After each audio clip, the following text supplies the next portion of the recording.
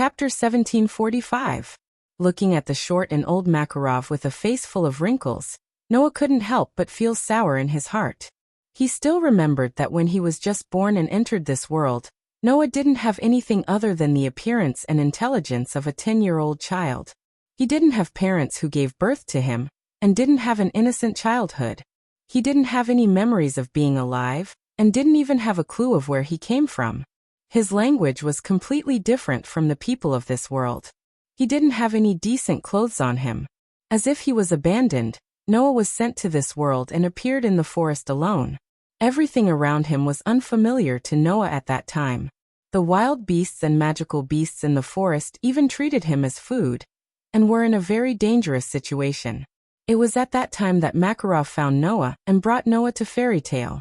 He took him as his adopted grandson and raised Noah. According to Gaia and Aleya, Makarov finding Noah and letting Noah join Fairy Tale seemed to have been arranged by the world.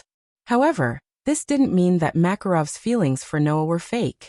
Makarov wasn't on guard against Noah, who had an unknown background and identity. He also didn't care about it and treated Noah as his own grandson. He treated Noah as if he was his own grandson. At that time, Noah's magic was too strong and his magic went berserk many times, almost destroying the guild. However, Makarov didn't have any ill feelings towards Noah because of this. Instead, he taught Noah nicely.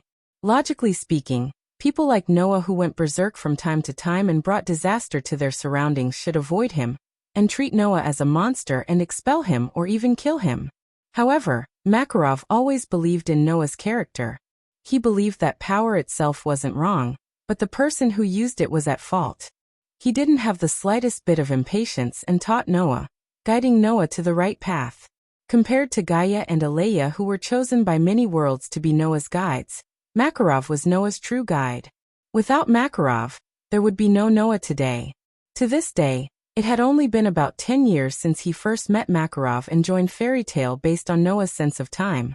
In 10 years, it was this old man, who was twice as short as Noah, who had raised Noah into an adult. Thinking of the past, Noah had the urge to cry at this moment. Noah could tell everyone with certainty that he had never wanted to cry in his life. However, at this moment, the emotions in Noah's heart were surging, causing his eyes to turn red bit by bit. Perhaps because they felt Noah's emotions, Mira and Lisanna hugged Noah's arm tightly and looked straight at Noah's face, silently comforting him. Noah looked at Makarov and said with a hoarse voice, "Grandfather." This call made Makarov's eyes turn red. However, the smile on Makarov's face didn't fade. It was still as bright as ever. "You don't have to say anything." Under Noah's gaze, Makarov said with a calm smile, "Grandfather is proud of you." With that, Noah finally couldn't hold back the emotions in his heart.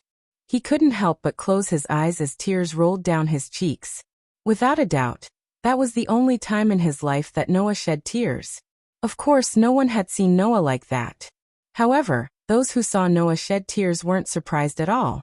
Instead, they smiled as if they understood. Looking at Noah's tearful appearance, Makarov held back his tears and stepped forward with a smile. "Today is the day you get married. You can't face everyone with this expression." "I'm not crying." Noah didn't wipe away his tears. For the first time, he acted like a stubborn child and said this. "It's just the wind, you child." Makarov couldn't help but laugh. Then he looked at Mira and Lisanna and said softly, "I'll leave Noah in your hands." Mira and Lisanna tightened their grip on Noah's arm. Under Makarov's gaze, they nodded heavily and said in unison, "We will take good care of Noah, President." "Are you still calling me President?" Makarov smiled. "You should change the way you address me." Hearing this, Mira and Lisanna both blushed and lowered their heads. "Grandfather." "Good. Good." Makarov laughed out loud and shouted at Noah, "Noah, you have to treat your two brides well. If I find out that you bullied them, I won't let you off. Do you understand?" "I know." Noah held Mira's and Lisanna's hands tightly as he looked at his two brides and declared, "I will definitely make them happy." Mira and Lisanna's faces bloomed with smiles. Makarov nodded in satisfaction. He looked around, spread his arms and shouted to the people around him, "Everyone, please give our warmest blessings to our bride and groom." As soon as he finished speaking, Clap, clap, clap, clap. A burst of warm applause sounded from the surroundings. The group of magic shooters belonging to Fairy Tale were also shouting nonstop. Noah. Don't bully our Mira-chan. Don't bully Lazana-chan either. Remember to be happy. Bastard. Damn it. I want to get married. Save it. Ha ha ha ha. Kind laughter and shouts sounded from the surroundings. Along with the warm applause, they were dedicated to Noah. Noah, Mira, and Lisanna looked at each other and smiled tacitly. Immediately, Noah let go of Mira and Lisanna's hands. He took a step forward and came to Makarov's side. He turned around and looked at his two brides. At the side, Wendy was holding a box with a nervous look on her face as she walked to Noah's side under everyone's gaze. Brother Noah. Wendy raised her head and looked at Noah with a cute smile. In the box in Wendy's hands, there were 2 diamond rings. Both Mira and Lisanna's gazes were immediately drawn to the 2 rings. Unlike the engagement ring, this time, Noah had specially asked someone to make a new wedding ring. Compared to the 2 engagement rings that were made in a hurry before, the 2 wedding rings in front of him were much better in terms of workmanship and quality. The exquisite shape and the resplendent diamonds attracted the hearts of all the girls present. So beautiful. Lucy couldn't help but murmur. Yes. Xuanai agreed softly. It really is beautiful. Even Alusha couldn't help but praise. As for Lebby, Kana, and Julianne, they had already begun to whisper to each other, praising the 2 rings almost nonstop.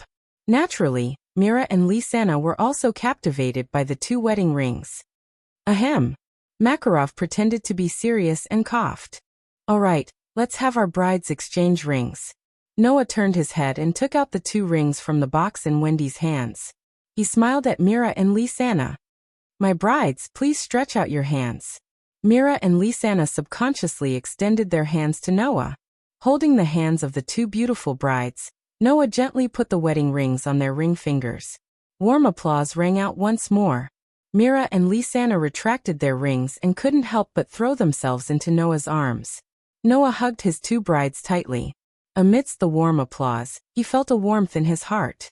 At that moment, Noah, Mira, and Lisanna had finally come to fruition and become a true husband and wife.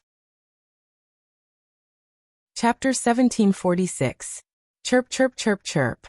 When the sun rose into the sky and illuminated the land, the melodious chirping of birds echoed under the clouds, announcing the beginning of a beautiful morning. Under the bright sunlight, Magnolia was still sitting on the ground as usual. On the streets, people came and went. Beside the stalls, people were making a lot of noise. Shouts and noises rang out from the relatively large city. Mixed with the melodious chirping of birds, it actually gave people a sense of tranquility. In such a Magnolia, on a busy street facing the sea, there was a house. The size of the house was comparable to a small villa, and it looked quite luxurious. At least, it wouldn't be strange if there were maids and servants coming in and out of the house. However, in fact, there were only 3 people living in this house. Although there were only 3 people, these 3 people were newlyweds. In the room of the newlyweds, the 2 young girls who had just become wives woke up early in the morning. They glanced at their husbands who were sleeping next to them, and then they tiptoed out of the bed at the same time. They went out of the room and entered the kitchen, and began to busy themselves with sounds and laughter. Not long after, Noah also woke up amidst the waves of sweet laughter. He yawned and put on his clothes. After which, he stretched his waist and walked out of the room. Kacha! The sound of the door opening attracted the attention of the 2 sisters who were busy in the kitchen. Brother Noah. Lisanna was the first to greet Noah. Good morning. Good morning. Noah returned the greeting, but still looked a little sleepy. Good morning, Mira. Good morning. Mira chuckled softly and said in a gentle and considerate manner, The breakfast will be ready soon, just wait for a while. It's all right, the guild is gradually getting on the right track. Even if I don't stay in the guild all the time, there won't be any problems, Noah said lazily as he walked towards the sofa and sat down. So you guys just have to take it slow. Mira looked at Noah's lazy expression and smiled helplessly. On the other hand, Lisanna puffed up her cheeks and said with some dissatisfaction, Big brother Noah, have you become a little lazy recently? Who's to blame for this? Noah said grumpily. Whether it's cleaning or cooking, all the household chores are taken care of by you two sisters. Even when I take a bath at night, you two will help me run the bath water. I have nothing to do at home, so how can I not be lazy? But don't you have a lot of things to deal with in the guild? Mira asked, chuckling. We were worried that you would be exhausted, so we didn't want you to be busy. Besides, family matters are what we should do. Big brother Noah, you don't know how lucky you are. Lisanna raised the spatula in her hand, looking indignant. With me and sister Mira as your wives, what's there to be dissatisfied with? I've never said that I was dissatisfied, right? Noah said with a bitter smile. Even if there's something I'm dissatisfied with, it's not because you two are so virtuous. Instead, shouldn't you change the way you call him Big Brother Noah? What does it matter? Big Brother Noah is Big Brother Noah, Lisanna said matter-of-factly. I've been calling him that since I was young. Is there a problem? There's a big problem. Noah rolled his eyes. If others know that I let my wife call me Big Brother, how will they look at me? Is that so? Lisanna tilted her head and asked in puzzlement. But they're used to it. Mira couldn't help but laugh out loud, and she couldn't help but say this. Besides, even if others look at Noah differently, it'll still be interesting. Just like that, Noah, Mira, and Lisanna went about their own business while casually chatting about their daily lives. That scene gave people the feeling that the three of them had lived together for a long time. However, there was nothing strange about it. Although it was Noah's first time living with Mira and Lisanna, the three of them were childhood playmates who grew up together. They knew each other very well, and there was no need for them to be afraid. Furthermore, Mira and Lisanna were biological sisters who had been living together since they were young. There was no place that they were unfamiliar with. Therefore, there was no sense of awkwardness when the three of them lived together. Furthermore, Mira and Lisanna had been living together with Elfman in the first place. To Mira and Lisanna, it was just a change of residence. Furthermore, the person living with them had changed from a younger brother to a husband. Looking at the two newlyweds who were busy in the kitchen, Noah smiled. After a moment of silence, he suddenly spoke. I plan to leave the guild for a period of time tomorrow.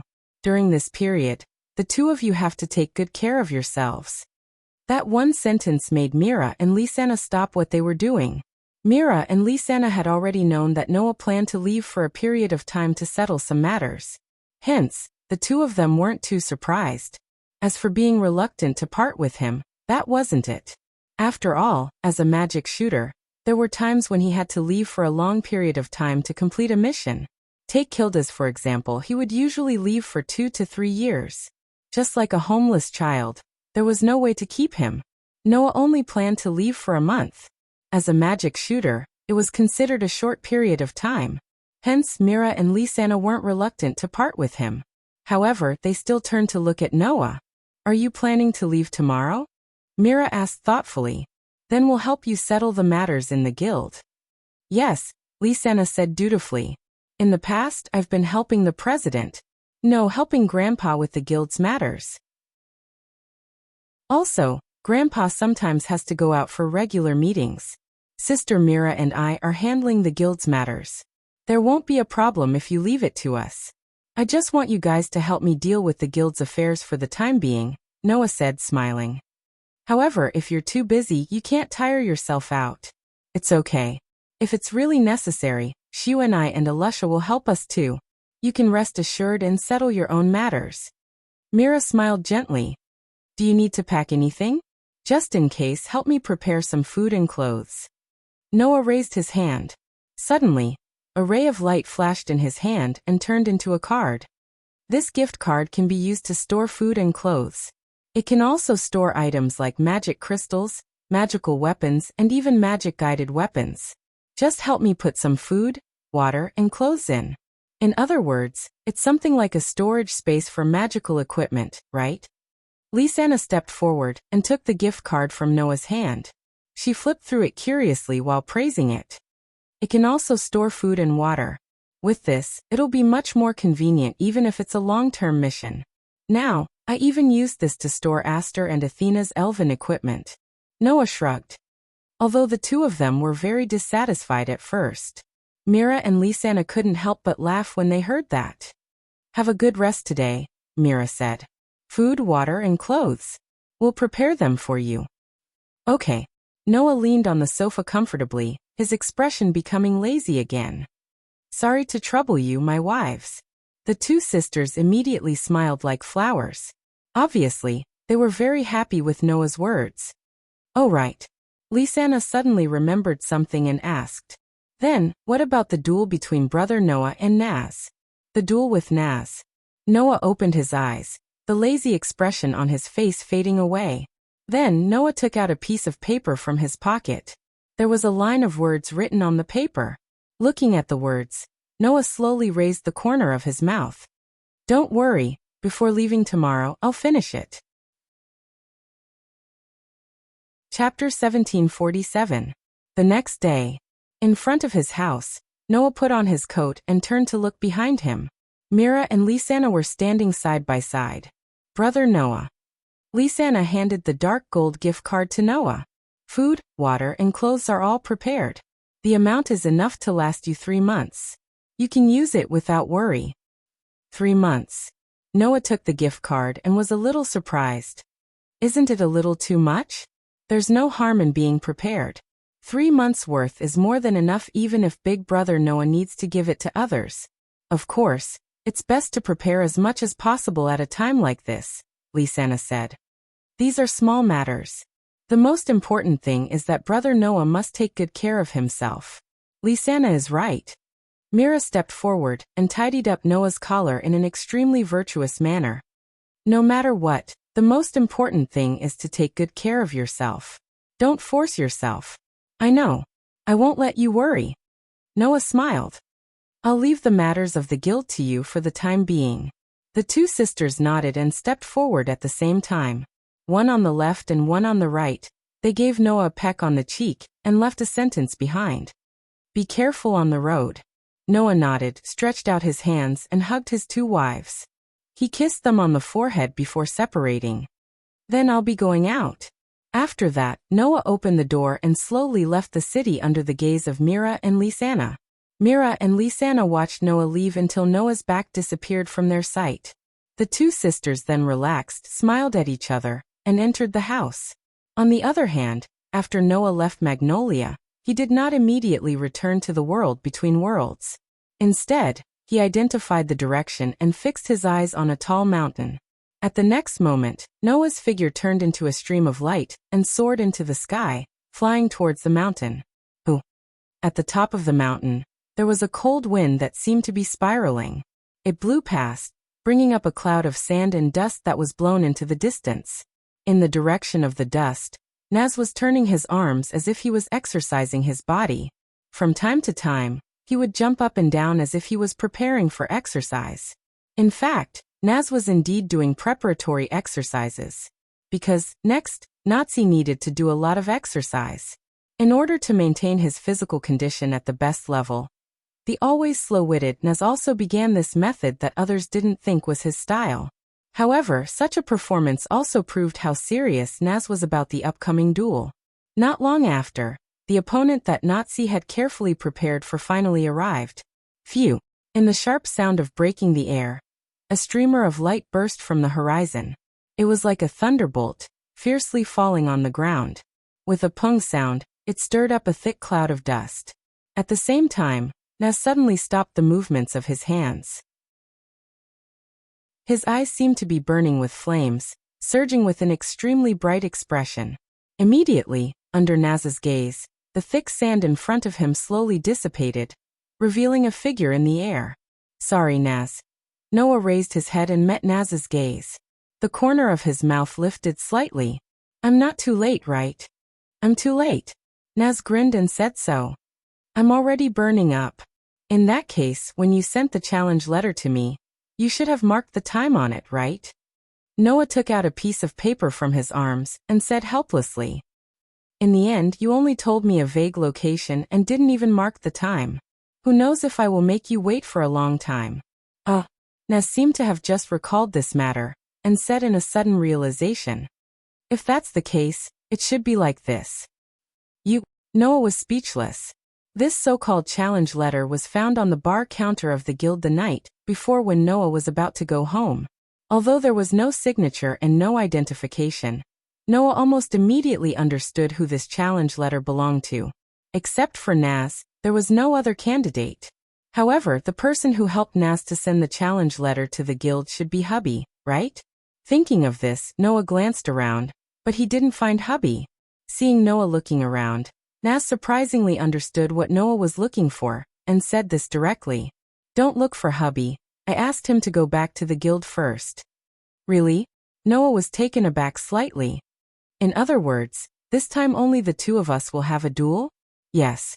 Naz stretched out his left hand and held his right arm tightly. "After all, in order to draw out the power in my body, I have already forced myself.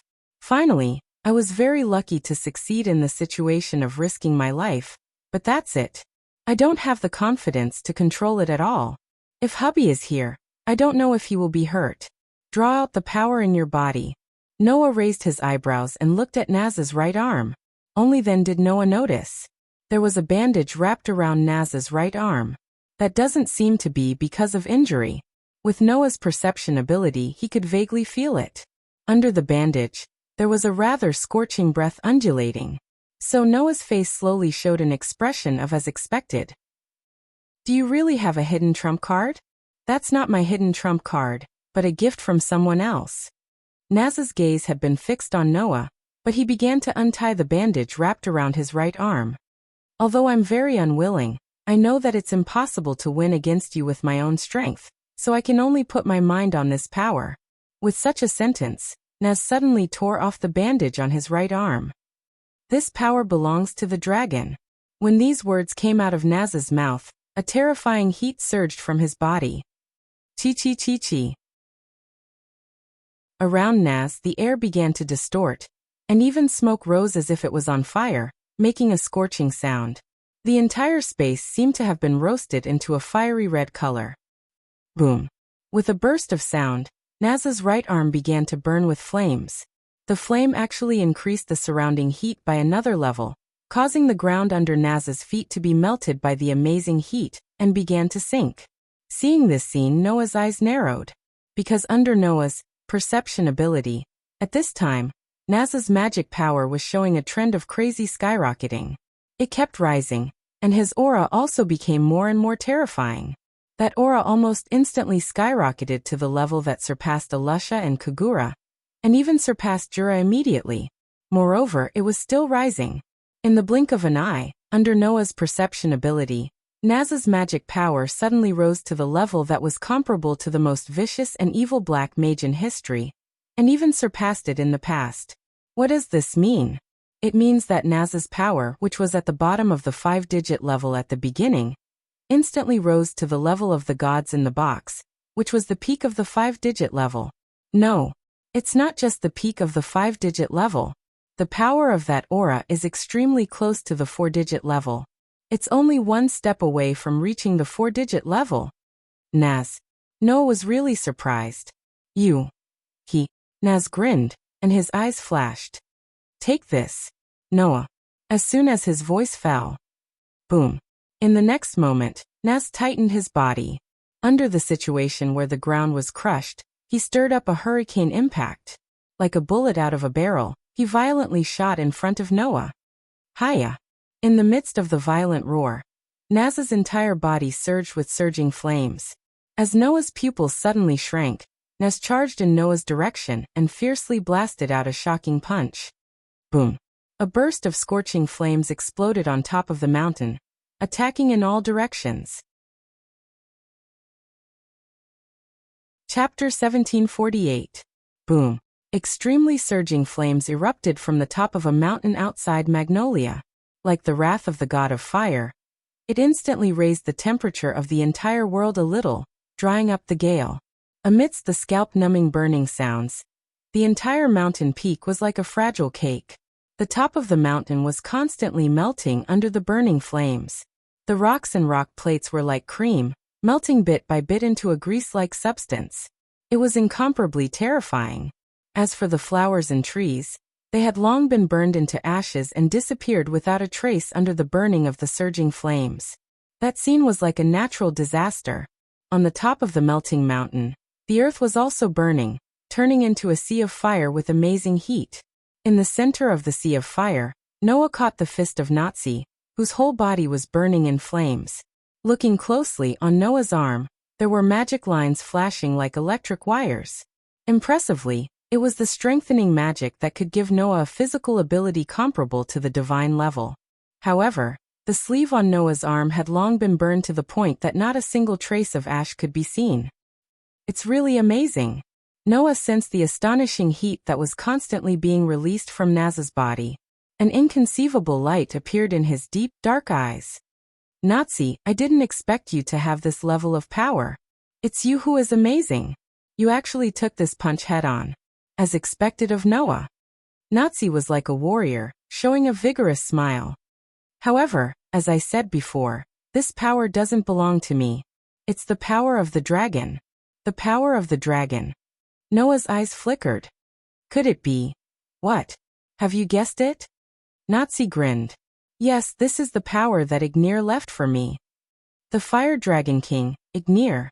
That was an absolute powerhouse in the Dragon Clan, someone who even dared to face Akonaraglia. The Dragon Clan's Fire Dragon Clan even worshipped him as their king. Unfortunately, such an existence's soul had long been sucked away by Akonrolia's dragon-slaying magic 400 years ago. Only his power remained in Naz's body to prolong his life. Half a month ago, Ignir and the rest of the dragons disappeared from Cloacas under the watchful eyes of Noah and the others. However, even though it had disappeared, Ignir seemed to have left all his remaining power in Naz's body. That's really a very amazing power. A power that I couldn't imagine before no matter what. Naz said as he tightened his fist that was caught by Noah. Originally, with my current strength, there was no way to unseal this power. Even if I spent a year or so, I might not be able to unseal it and use it. However, a few days ago, I accidentally unsealed this power. Although it's very difficult to control, it shouldn't be a problem to use it. Naz smiled. Perhaps even Ignir wants to fight you. That's why he asked me to release this power, right? Relying on this power, Naz's magic power skyrocketed crazily, rising to the peak of 5 digits. He was only one step away from entering the 4-digit level. Thanks to this power, Naz finally had the strength to compete with Noah. Now, I'm not the only one fighting with you. There's also my father, the Fire Dragon King Ignir. Naz shouted. Noah, can you defeat me and Ignir? As soon as his voice fell, an amazing flame burned wildly on Naz's right fist, releasing a terrifying heat. In that scorching flame, Noah could vaguely see. On Naz's right arm, a dragon tattoo was branded there. That was the power that Ignir left for Naz. Relying on this power, Naz roared violently. With a shake of his arm, he brought out an extremely terrifying flame and blasted it in Noah's direction without any fancy moves. Wherever the fist passed, the air was burned and exploded, causing a series of sonic booms. The momentum was quite terrifying. Even Noah didn't dare to be careless in the face of this level of power.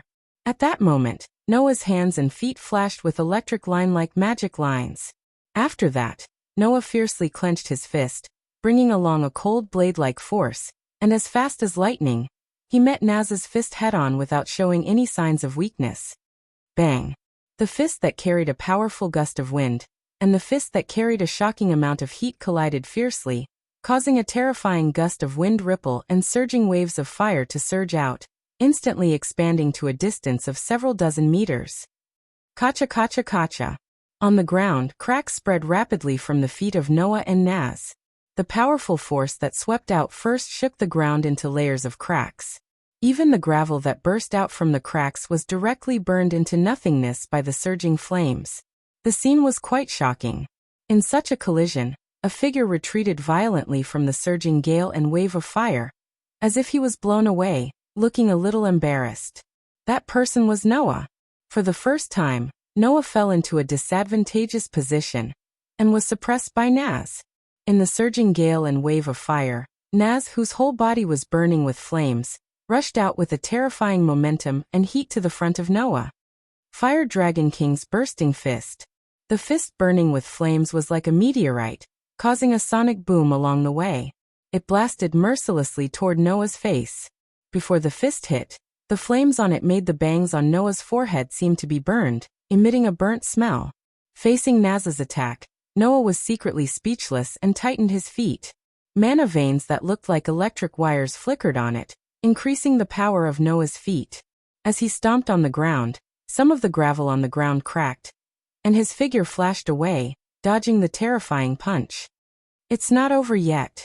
After the punch missed, Naz not only did not stop, but both of his hands were burning with surging flames. Like a furious fire dragon, he repeatedly blasted out heavy meteorite-like fists in the direction of Noah. Suddenly, Naz's fists directly turned into fiery red fist shadows, constantly flying out and blasting toward Noah overwhelmingly. The momentum was really terrifying, causing Noah's face to become solemn. However, this situation also made Noah's heart surge with blood, and the magic power in his body skyrocketed in an instant. Immediately, Noah raised his arms. Bang bang bang bang bang. The storm-like punches suddenly fell fiercely on Noah's raised arms. As if causing a chain explosion, waves of fire burst out and covered Noah's body. Hiya! Naz was like an angry dragon. He repeatedly swung his fists that carried powerful flames in front of him, causing bursts of flames to explode one after another like bombs, stirring up waves of fire. It was like a whistling flood that covered the sky and earth. Under the powerful blow, the entire mountaintop trembled slightly. At a certain moment, an explosion that was much louder than any previous explosion burst out, causing a figure to fly out of the fire wave. He took a few steps back before stabilizing his figure. As soon as his figure stabilized, a fierce light flashed in Noah's eyes. He raised a hand in the direction of Naz, who was still rushing toward him, that a faint blue magic array flashed in front of Noah's palm. Inside, a vast magic power gathered and formed, turning into a huge beam of light that burst out from the magic array. Like a laser, it flashed in the space and shot straight at Naz. Facing the huge magic power beam, Naz just clenched his fist tightly. The flames on his body rose and surged to his fist. Under Naz's wave, he blasted out. With a muffled sound, Naz's fist fiercely hit the magic power beam that burst out. The astonishing power and heat directly shattered the magic light beam with a single punch. Noah suddenly stood up in shock. Chapter 1749.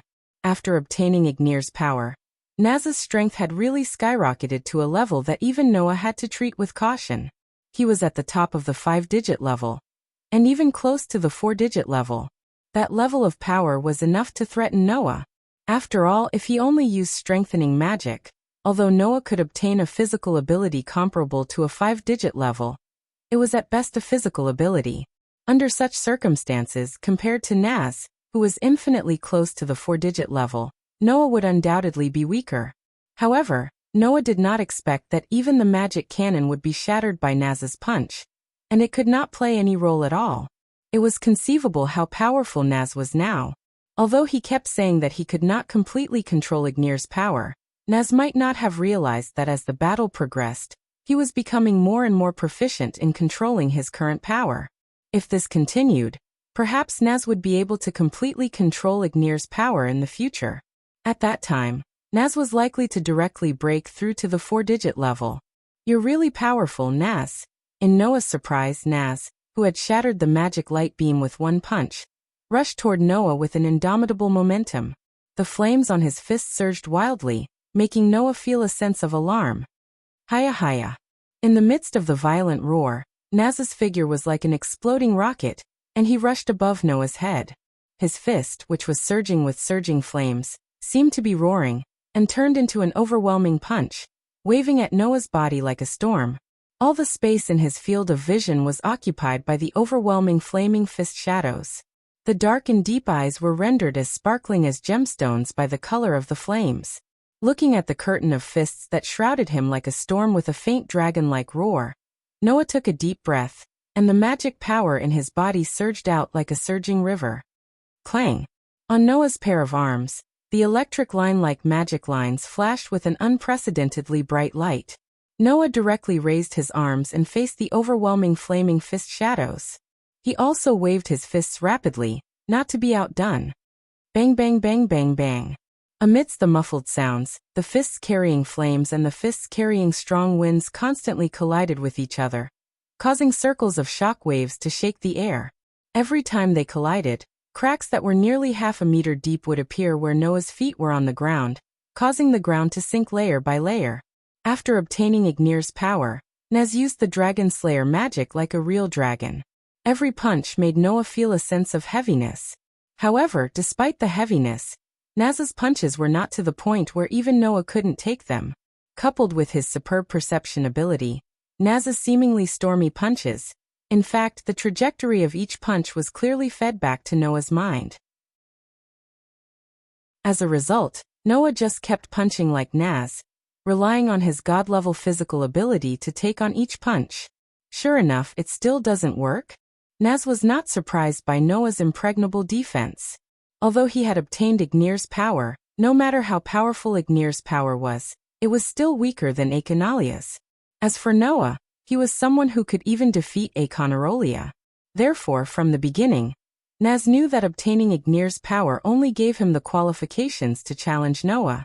It was not a trump card that allowed him to defeat Noah. So, how could he defeat Noah? Naz didn't consider this at all. Because I'm already burning.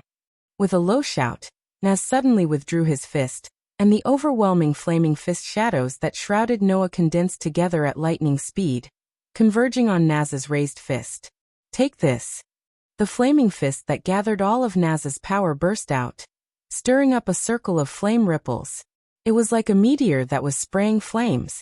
With a thunderous momentum, it heavily hit Noah's chest. Come on! A burning desire to fight finally surged in Noah's eyes. Vast demonic power surged from within his body. His fist was also lifted, and suddenly met the fire fist that was explosively coming towards him. Boom! A heavy muffled sound that made people's eardrums hurt resounded. A terrifying shockwave mixed with boiling hot waves of fire, like an exploding hurricane, suddenly shook in all directions. The terrifying impact constantly acted on the ground, causing the mountain to tremble. The ground seemed to be collapsing as it continued to sink. For a moment, the rocks cracked, the gravel splashed, the waves of fire surged, and the wind blew wildly. The entire peak of the mountain was like an erupting volcano. The fiery red pillar of Chi soared into the sky, directly piercing the clouds in the sky and dispersing them. It wasn't until a long time later that the flame pillar that soared into the sky subsided little by little, slowly shrinking back to the top of the mountain. And the huge rocks that burst out from the top of the mountain rolled down the steep slope of the mountain with great momentum in the direction of the foot of the mountain. As for the top of the mountain, most of it had already melted, becoming like a candle with only half of it left. It looked very frightening. The billowing waves of fire were still surging there, rendering the entire mountain into a flaming mountain, which was extremely shocking to the eyes. Huff huff! Ha ha! In the center of the sea of fire, Noah and Naz were facing each other at a distance. One was calming his breathing, while the other was gasping for air. Upon closer inspection, whether it was Noah or Naz, one of their arms seemed to have been scratched with several wounds, and blood was flowing out. Bursts of stinging pain hit Noah and Naz's minds. However, the two of them seemed to feel nothing. They looked at each other, and a smile suddenly appeared on their faces. You're really strong, Noah. Naz smiled very excitedly. Even with the power that Ignir left for me, there's no way I can win against you at once. You're really powerful. Same here, Naz. Noah shook off the blood on his arm and looked at Naz very seriously. Although you're using Ignir's power, you're able to fully utilize such a powerful power without suffering any of the side effects. This proves that you yourself also have the potential to reach this realm. Naz, you're really amazing. At this point, Noah's eyes flashed. So next, I'm going to use all my strength. As soon as he finished speaking, a small silver sword fell into Noah's hand in a flash. Seeing this, Naz's pupils suddenly shrank. Cold Steel Queen, the holy sword that slays demons and demons, turn into a sword of steel and bestow me with divine power dash. In the incantation written in Elvish, a brilliant white light bloomed from Noah's hand. The Elvish device, which had the shape of a silver holy sword, suddenly appeared in Noah's hand in a burst of dazzling light particles. Noah held it tightly. It's time to decide the winner. Naz. Noah raised the holy sword in his hand and pointed at Naz from afar. Next attack. I'll knock you down. Hearing this, Naz clenched his fist, and the corners of his mouth curled up little by little. Immediately, an unprecedentedly hot flame burst out from Naz's body. Just what I want. The flame that released heat that could melt the earth was like a whirlpool that spun on Naz's fist. The magic power that was as ferocious as a Tyrannosaurus Rex burst out from Naz's body like a flood. In the blink of an eye, it condensed into a huge fire dragon. The huge fire dragon roared behind Naz, stirring up rolling sound waves that turned into an impact wind. It expanded continuously and annihilated the surrounding burning sea of fire. One side was holding the holy sword that shone with a brilliant white light. The other side was holding the swirling flame like a whirlpool. In the next second, Noah and Naz burst out at the same time, turning into a white comet and a red meteor. Absolute sword skill. Form 4 flame slash. Dragon Slayer mystery. Fire-type Red Lotus Phoenix sword. After a while, the white comet and the red meteor quietly collided. Chapter 1750. In Magnolia, the people were still going on as usual, displaying the liveliness of a city. On the busy streets, people were chatting with each other amidst the commotion. It felt like a market. At a certain moment, a strange phenomenon occurred. Rumble. The ground suddenly trembled for no reason, causing the residents of Magnolia to panic on the streets. What's going on? What's going on? Is it an earthquake? People were panicking on the streets, but they didn't know what to do. They didn't know what to do. However, the earthquake left as quickly as it came. After a minute, the trembling ground began to calm down slowly, and the residents of Magnolia heaved a sigh of relief. Thank goodness it was just an ordinary earthquake. Yeah. I thought the dragons were coming to attack Magnolia after attacking Coloca's. Aren't you overthinking it? How can there be so many giant dragons attacking everywhere? Besides, even if there are, the hero who is ranked first among the 10 great Saint Magi is in Magnolia. If the giant dragons dare to attack, they will be wiped out in a matter of minutes. That's right. But I heard that the hero has left Magnolia temporarily to carry out a mission. Really? In an instant, the entire street once again returned to its bustling state like a market. To the residents of Magnolia, this slight earthquake was just an episode that they would forget in the blink of an eye. What they did not know was that the person who caused this phenomenon was the so-called hero who saved the country. Pa, pa, pa, pa. Along with a series of crisp sounds, the gravel rolled on the ground, causing the crisp sounds to echo in the air. Even the sound of rolling stones could be clearly heard. One could imagine how quiet the surroundings were. However, just a minute ago, there was an earth-shattering commotion here. As for why, one only needed to look at the scene to understand clearly. Crack. Amidst the faint cracking sounds, cracks began to spread on the ground without leaving a trace. Crack. A huge rock suddenly turned into a pile of powder without any warning and scattered all over the ground. Similar phenomena occurred frequently in this part of the world. Originally, there should have been a tall mountain here. Unfortunately, the mountain had completely vanished now, and only piles of crushed rocks and debris covered the entire ground, causing it to seem to be in an extremely sorry state. From the rubble, one could vaguely see some traces of the mountain that was originally here. In other words, the mountain that had completely disappeared had now shockingly turned into a pile of rubble. Taking a closer look, there was actually a huge crater in the middle of the rubble and debris. The crater was more than a few hundred meters in diameter, and it looked as if the ground had been pierced through. It was quite shocking. That was not the worst of it. The truly hair-raising phenomenon was in the huge crater. There was nothing inside. Some of them looked as if they had been roasted by the flames of hell, turning the land charred black. However, in such a charred ground, 2 breaths were rising and falling. Phew! Holding the silver holy sword that was shining with a brilliant white light, Noah let out a heavy sigh of relief and lowered his head to look in front of him. Ha ha ha ha. Naz was lying on the charred ground. His entire body was covered in sweat as if he was exhausted. He couldn't help but gasp for breath. Chi! In the midst of the burning sound, a dragon tattoo on Naz's right arm that was emitting an astonishing heat was disappearing bit by bit. With the disappearance of the dragon tattoo, the aura on Naz's body also gradually faded. In the end, it fell to its usual level. Clearly feeling this change, Noah laughed bitterly. As expected, the power that Ignir left for you is only temporary? Moreover, after using it once, it will disappear and never come back. The bitter smile on Naz's face became even more intense. In the end, I still can't defeat you? With that said, Naz's face was filled with an extremely strong sense of unwillingness. Of course he was unwilling. Since he was young, the person that Naz wanted to defeat the most was Noah. However, as he grew older, Noah grew at an astonishing speed, making Naz feel that he could not catch up. This time, with the help of the power left by Ignir, he could finally compete with Noah. In the end, he still could not win even after trying his best. How could the competitive Naz be willing to accept this? However, while he was unwilling, Naz also felt a kind of joy from the bottom of his heart. That was the satisfaction that could only be felt after fighting with all his strength.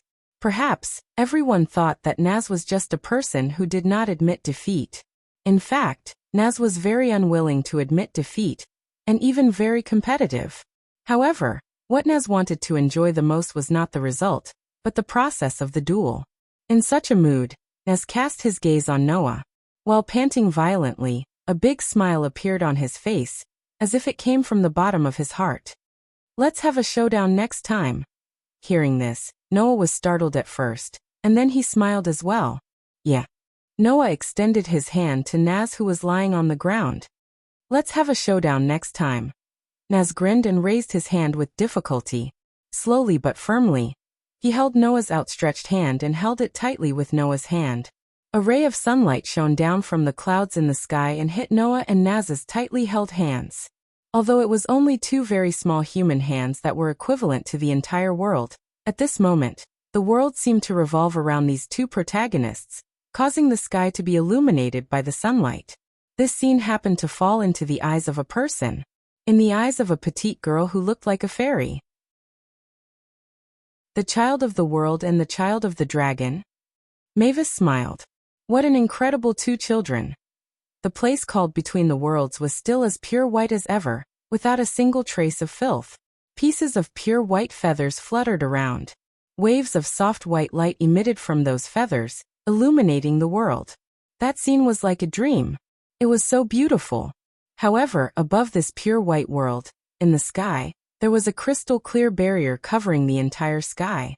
Outside the barrier, the Grim Reapers in red robes were like phantoms that constantly wandered around. They were densely packed and filled the entire sky, making people feel very uncomfortable. Noah, who returned here, raised his head almost immediately and looked at the sky. After confirming that there was no problem with the barrier, he breathed a sigh of relief. Then Noah turned his head and looked in another direction. There, an outline connected to 10 patterns, with a sun imprinted in the center. There were 24 engraved stone plates suspended in the air. Around the stone plate, strange and incomprehensible characters revolved around it, slowly rotating. On both sides of the stone plate, Gaia and Aleia closed their eyes, their palms facing forward. A piece of sparkling crystal was there, slowly rotating and releasing waves of white mist. Under Gaia and Aleia's control, the mist was injected into the stone plate bit by bit. Noah could feel it. As this scene progressed, the stone plate began to undergo a qualitative change. However, this change was not complete, and it needed time to slowly settle. Seeing this, Noah understood. Gaia and Aleia's work was not complete. Just right, I will have more time to do what I want to do. After saying this, Noah turned around and slightly raised his hand. A feather suddenly floated in front of Noah. Noah stretched out his finger and lightly touched the feather. In the next second, Noah disappeared from where he was, allowing the source of this pure white world to return to its original tranquility. Chapter 1751. Alicia Elven Academy. Alicia Elven Academy was a noble academy that trained witches from all over the Alicia Empire to become first-rate elves. The academy had an elven forest and an academy city. It occupied a vast area, and teachers who were as powerful as the elven knights of the imperial capital stayed here. It was not inferior to a small country, so this academy was like a small independent country with a strong sense of autonomy. Recently, the atmosphere in Alicia Elf Academy had gradually become tense to the point that even outsiders could feel it. The reason was very simple. It was because the Elven Sword Dance Festival was about to begin. It was a sacrifice to the Elven King, who was equivalent to the world itself. At the same time, it was the largest ceremony to determine the strongest Elven envoy, the Elven Sword Dance Festival. The winner could not only make a wish to the Elven King, but also obtain unimaginable fame, and become an Elven envoy respected by all the major countries. They were like idols in the world of Elven envoys.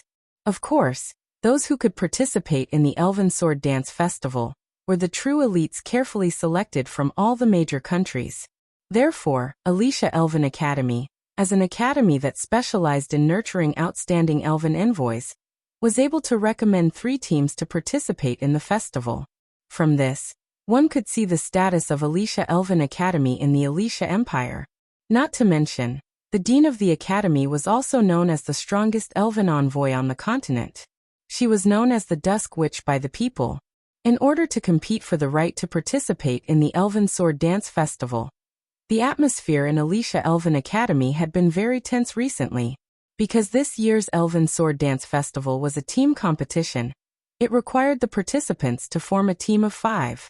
During this period of time, not only were the students in the academy caught up in the competition for talents, but they also frequently participated in team battles for the sake of ranking, trying to squeeze into the top 3 and obtain the right to participate in the competition. Under such circumstances, even the top 3 teams had been working very hard in the past month in order to prevent their rankings from being snatched away. They had been quite busy. The only exception was the team in the first place, Fairy Tale.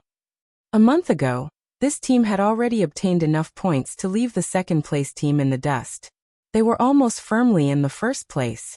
Therefore, a month ago, Fairy Tale announced that they were giving up on all of their upcoming ranking matches. Each of their members took a month off to visit their families and report the good news. In fact, after an entire month of chasing, the second-place team still hadn't caught up to Fairy Tale's score, and was unable to squeeze into first place. Seeing that the Elven Sword Dance Festival was about to begin, everyone knew that this eye-catching party would definitely be able to enter the Elven Sword Dance Festival.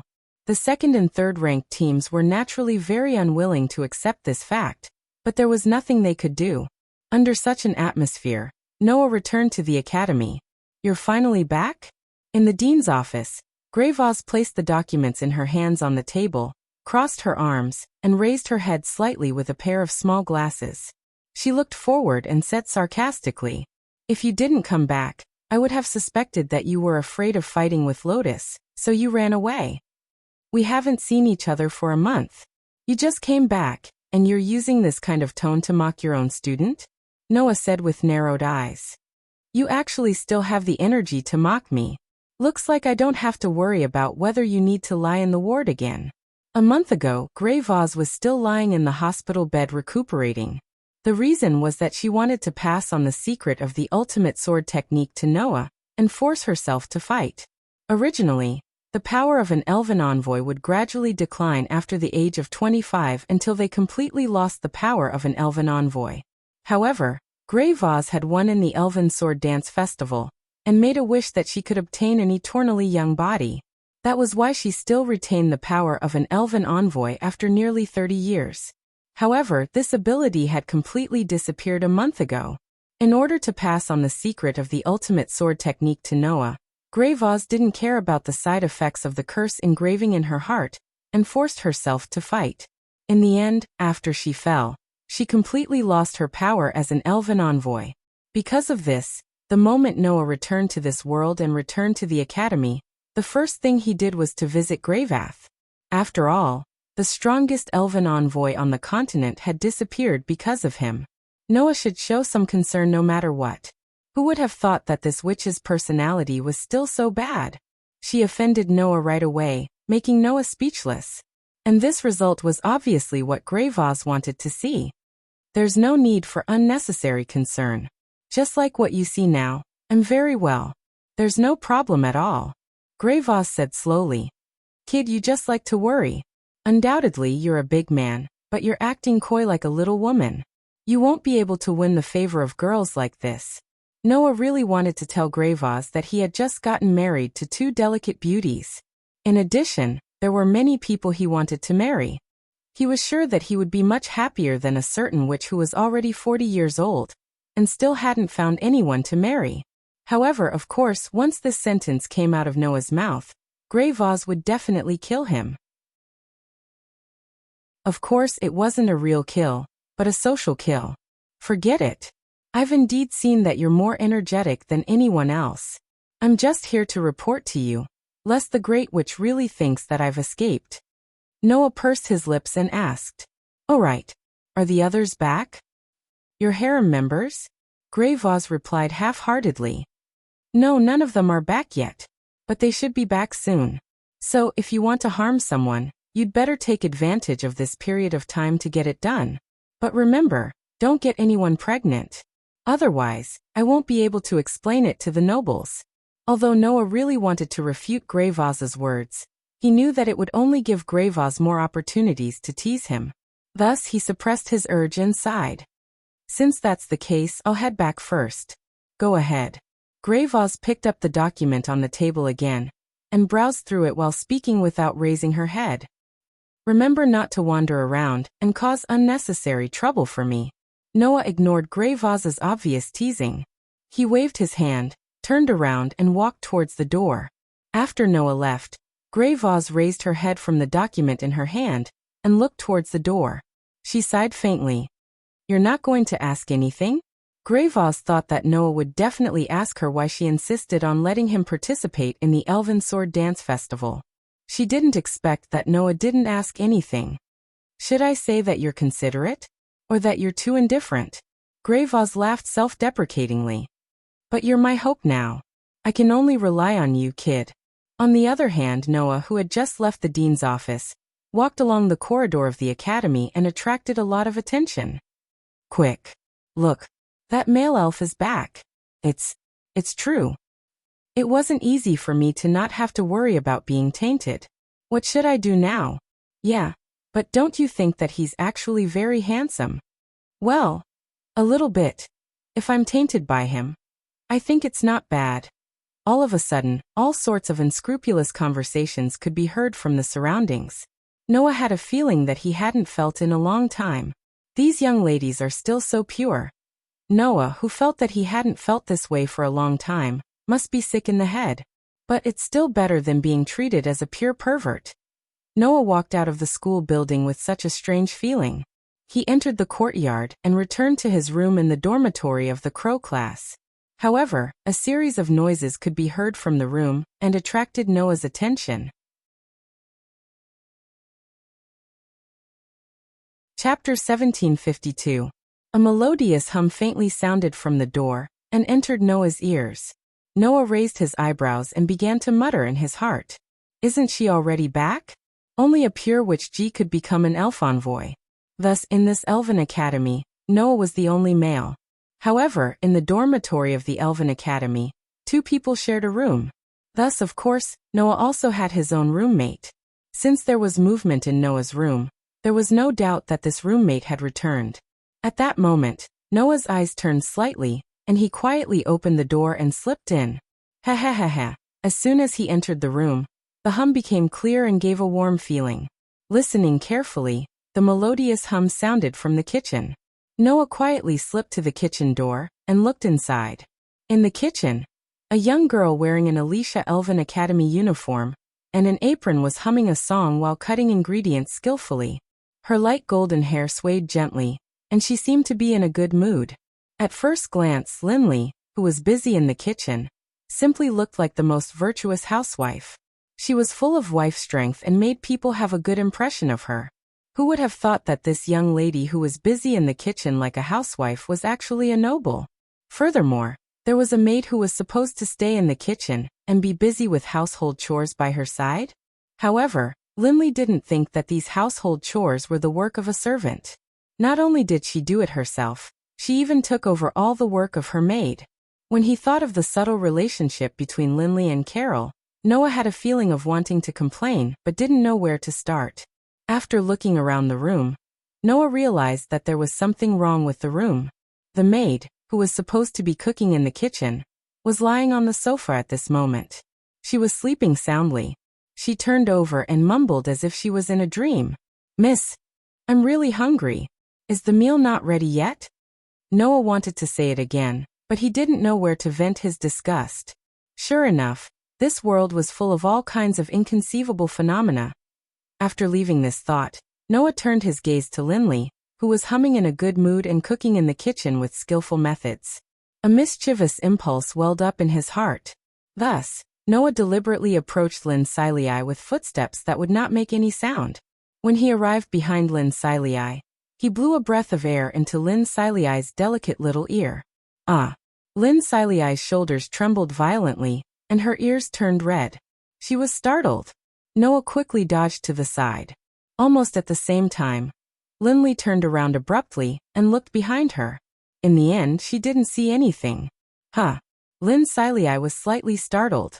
Her clear and sparkling eyes that were like gemstones were filled with deep confusion. No one. Noah, who was hiding behind Linley, calculated the timing and dodged to the side again. At this moment, Linley turned around again with a trace of doubt. Facing the kitchen, she muttered, "Is it the wind? But the wind seems to be hot." Saying this, Linley gently touched her burning ears, her pretty face slightly red as she snorted. "What an annoying wind." Hearing this muttering, Noah couldn't help but laugh. Why didn't he realize before that this prideful Missy was actually so cute? However, the more he thought about it, the stronger Noah's mischievous mood in his heart became. Thus, Noah once again moved his head closer and blew a breath into Linley's other ear. Ah! Linley let out a cute cry. Her other ear quickly turned red, and her slender shoulders trembled even more intensely than before. Noah immediately dodged to the side again. Noah's timing was very good. Therefore, just as she turned her body, Linley immediately turned around and looked behind her. Who is it?" Linley's pretty face flushed red as she looked around and shouted in a panic. Carol? Is it you?" Noah, who was still hiding behind Linley, snickered as he watched Linley fall into a state of panic. He couldn't help but move his head closer to Linley's ear, preparing to blow another breath of air on that little ear that had turned red. Unfortunately, this time, an accident that even Noah didn't expect happened. Not knowing if it was because she finally noticed the abnormality behind her, or if it was unintentional, Linley suddenly turned her head. Moreover, she turned her head in the direction where Noah was moving closer to Linley's ear. As a result, one moved his head forward, while the other turned his head back, causing their faces to meet in an instant. The next moment, chirp! Accompanied by an extremely soft sound, Noah and Linley opened their eyes wide at the same time. Noah looked at Linley's delicate face that was close at hand, and felt the faint softness from her lips. He was really stunned on the spot. "Oh!" Linley subconsciously called out, but because her lips were firmly blocked, she could only make a vague moan. Although it was purely an accident, it couldn't erase a fact. That was at this moment, Noah and Linley were indeed kissing by coincidence. In a mouth-to-mouth manner. Time seemed to have paused at this moment, causing Noah and Linley to both open their eyes wide, looking at each other's face that was close at hand, and began to tremble inside. Not knowing how long this scene lasted, Noah and Linley finally reacted at the same time. As if shocked, Noah and Linley suddenly separated and stepped back at the same time. "You!" Linley covered her mouth with one hand, while the other hand pointed at Noah, trembling uncontrollably. Her pretty face quickly turned red at a speed visible to the naked eye, and tears began to appear in her eyes. I. Noah stuttered, which was rare, and finally, said such a sentence. "I didn't do it on purpose." However, this statement in the current situation couldn't be considered an explanation at all. For Noah, he just had the idea of playing a prank by chance, and it was considered a whim. Normally, he wouldn't do this at all. To Lincilii, this rich young lady had her first kiss taken away for no apparent reason. All of a sudden, an unprecedented sense of shame surged in Linley's heart, causing her pretty face to turn red, and tears to appear in the corners of her eyes. However, her body was suffused with a phosphorescent divine power. Seeing this, Noah shouted in his heart, "Oh no!" Then Linley exploded. A gust of cold wind mixed with ice particles suddenly blew from the entire kitchen, rolling to the surroundings. The utensils, ingredients, and cooking utensils in the kitchen were all swept into the cold wind. First, they were frozen into ice, and then like blunt weapons, they flew in all directions under the raging cold wind. Noah hurriedly dodged the incoming blunt weapons, and shouted at Linley, "Wait. Calm down." Unfortunately, Linley was covering her mouth with a red face, squatting on the ground with tears in the corners of her eyes. She didn't hear Noah's voice at all.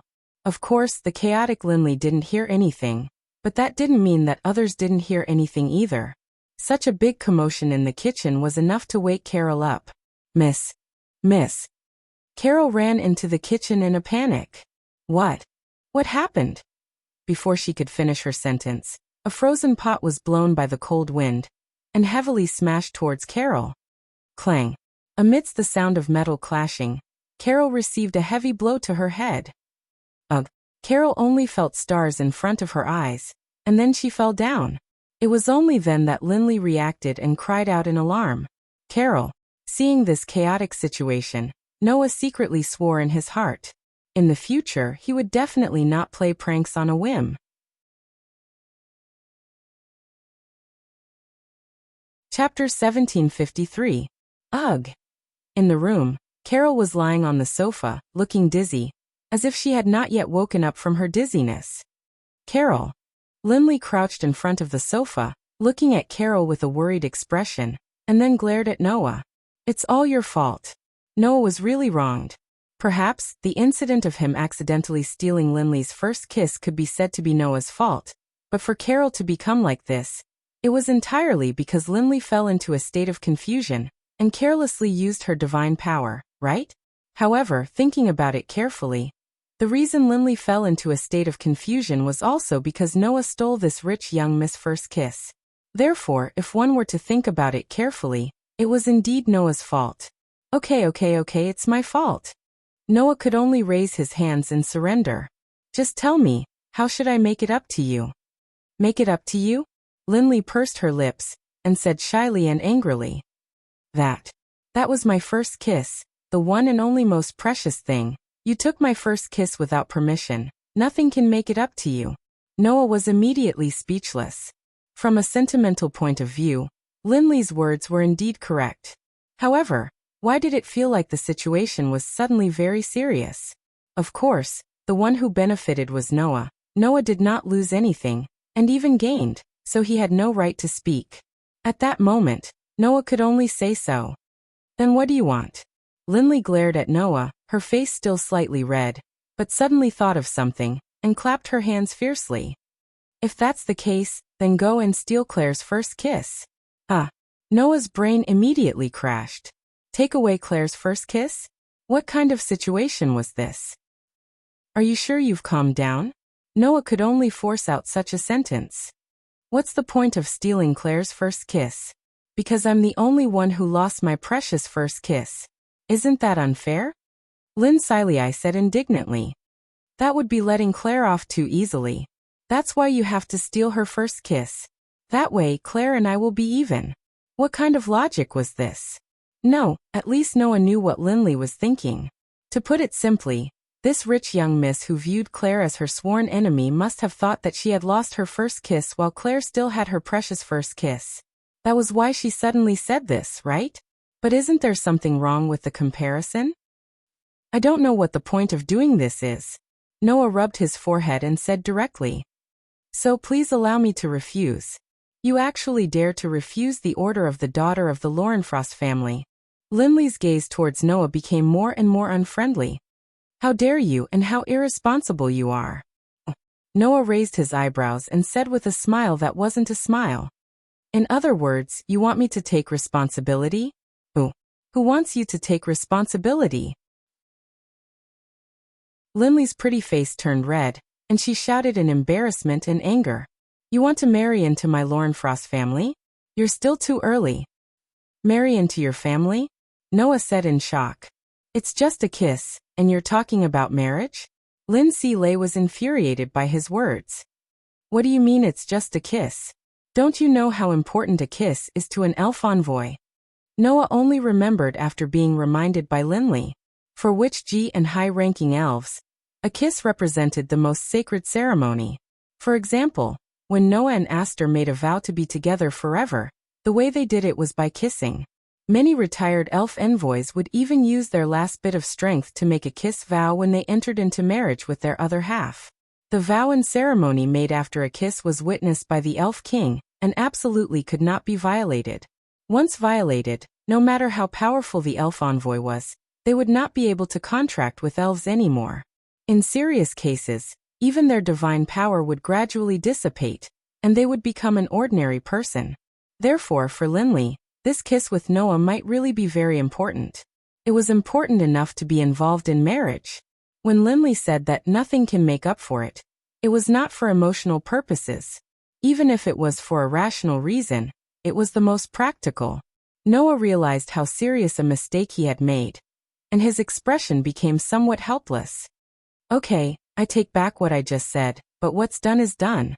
Do you want me to give you another kiss? Wow. Linley said in embarrassment and anger. You really are unforgivable.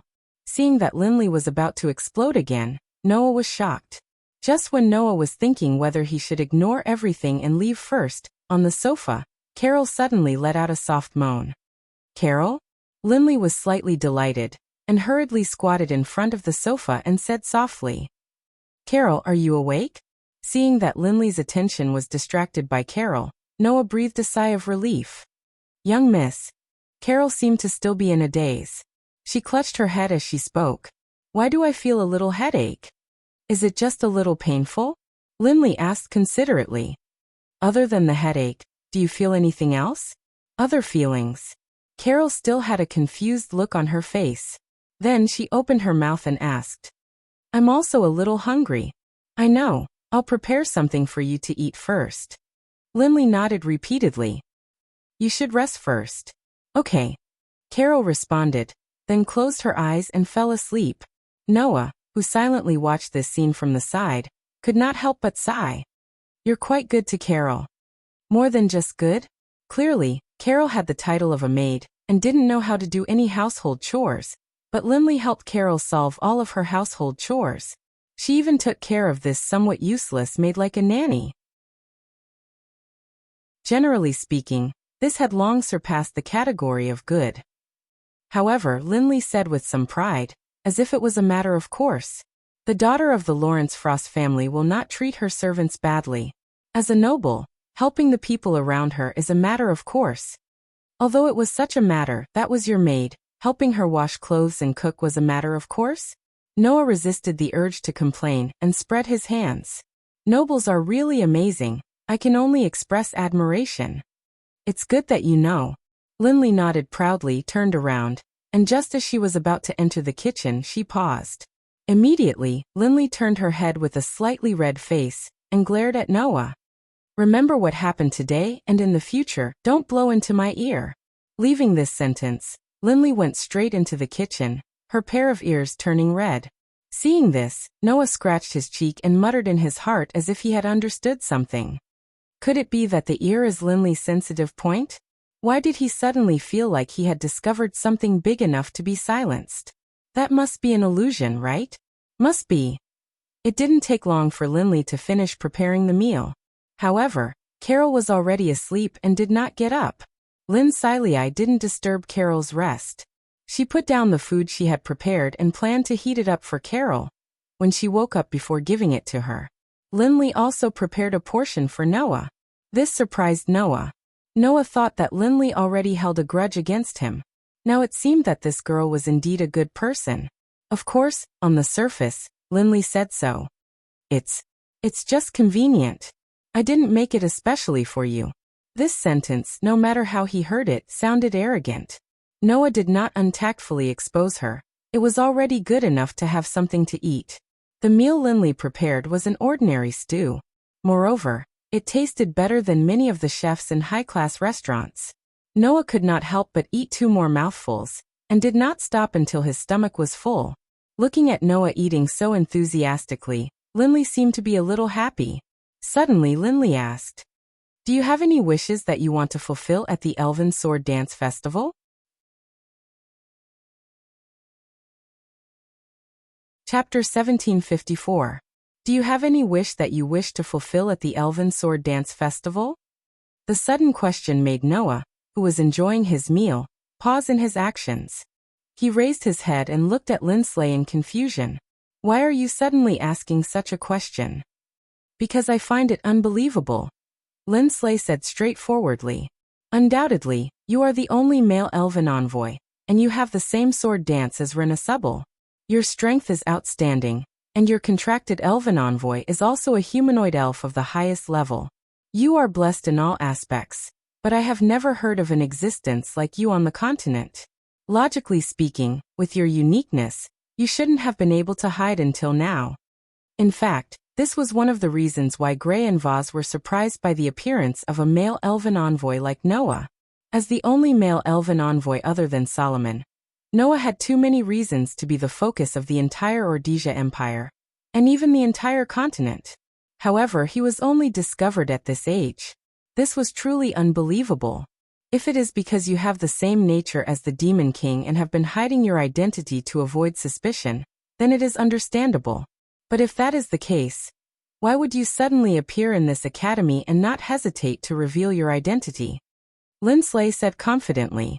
"Thinking about it this way, I can only think of a reason why you did not hesitate to reveal your identity to participate in the Elven Sword Dance Festival. Since you did not hesitate to reveal your identity to participate in the Elven Sword Dance Festival, you must have a wish that must be fulfilled, right?" Under normal circumstances, Linsley's statement could not be said to be wrong. It was a pity that Linley didn't know that Noah hadn't been hiding his identity all this while. The reason why he didn't reveal his sensitive identity as a male elf to the world was entirely because he hadn't lived in this world before. Not to mention, before coming to this world, Noah was not even an elven envoy. It was only after he came to this world and met Gray and Vaz that he absorbed a bit of Gray's divine power that he obtained the qualifications to become an elven envoy. Only Noah knew about this. Even Gray and Vaz, who had led him to the door of the elf messenger, didn't know about this. Therefore, Linsley naturally could not guess this reason. "Actually, I really don't have any special wishes that I want to fulfill." Noah hesitated for a moment, and finally revealed the inside story. "I participated in the Elven Sword Dance Festival because of 2 reasons. "2 reasons? Linsley asked curiously. "What 2 reasons?" "One of the reasons is that I met Grey Vaz by chance. She provided me with some conveniences and taught me the skills of elves, so I agreed to participate in this Elven Sword Dance Festival," Noah said with a shrug. "The other reason, I think you should know, is because of Liliana Subble." At the mention of this name, Linsley couldn't help but have some longing in her eyes. It had to be said that Lena Subble had a lot of charm and fame for the modern elven envoys. At least, Noah had never seen any elven envoys who didn't express heartfelt admiration and respect for the strongest sword dancer. Of course, Linsley was the same. It was because of this that Linsley found it even more unbelievable. "Why is a man like you so close to the idol of the shamans?" Linsley said with some envy and jealousy. "Undoubtedly, I'm just a pervert." "Who's a pervert?" Noah rolled his eyes. "Does being related to Liliana Subble mean that I have bad intentions? Allah? Are you trying to say that you're not a pervert?" Linsley glared at Noah, her pretty face blushing. You obviously stole my first kiss and breathed into my ear. You even did it twice." "That's just an accident." Noah's mouth twitched, and he muttered in a low voice. "Also, who knew that your ear is your sensitive point?" Linsley looked over in confusion. "What are you muttering over there about?" "Nothing." Noah sighed, and continued to eat while casually asking.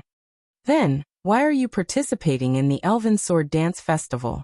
When these words came out of Noah's mouth, Lindsay Lay's expression froze, and she fell silent.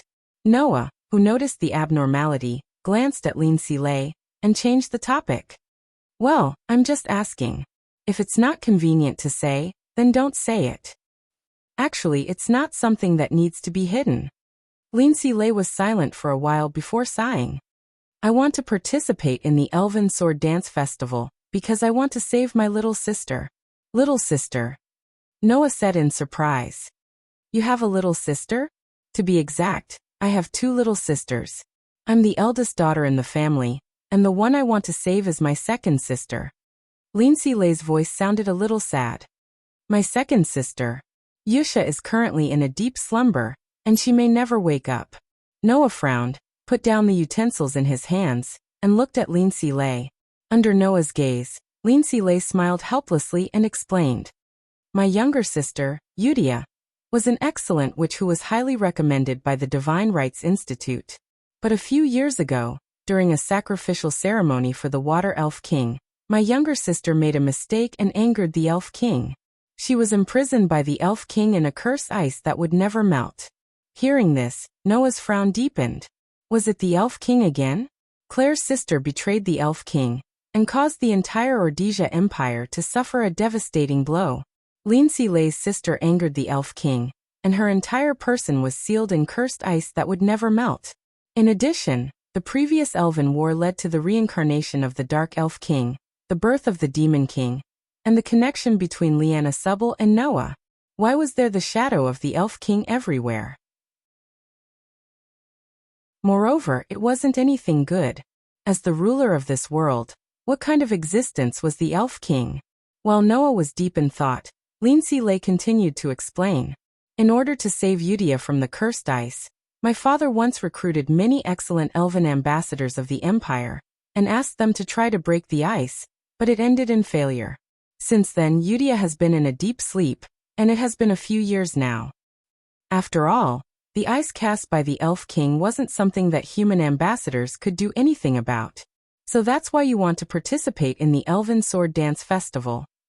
Noah suddenly understood. Use the wish of the Elven Sword Dance Festival to save the child called Eudia. That's right.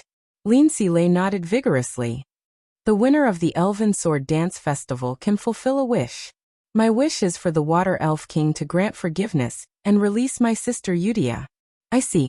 Noah sighed. Then you're really similar to Claire in all aspects. Claire participated in the Elven Sword Dance Festival for her sister, and to find out the truth behind her sister's betrayal.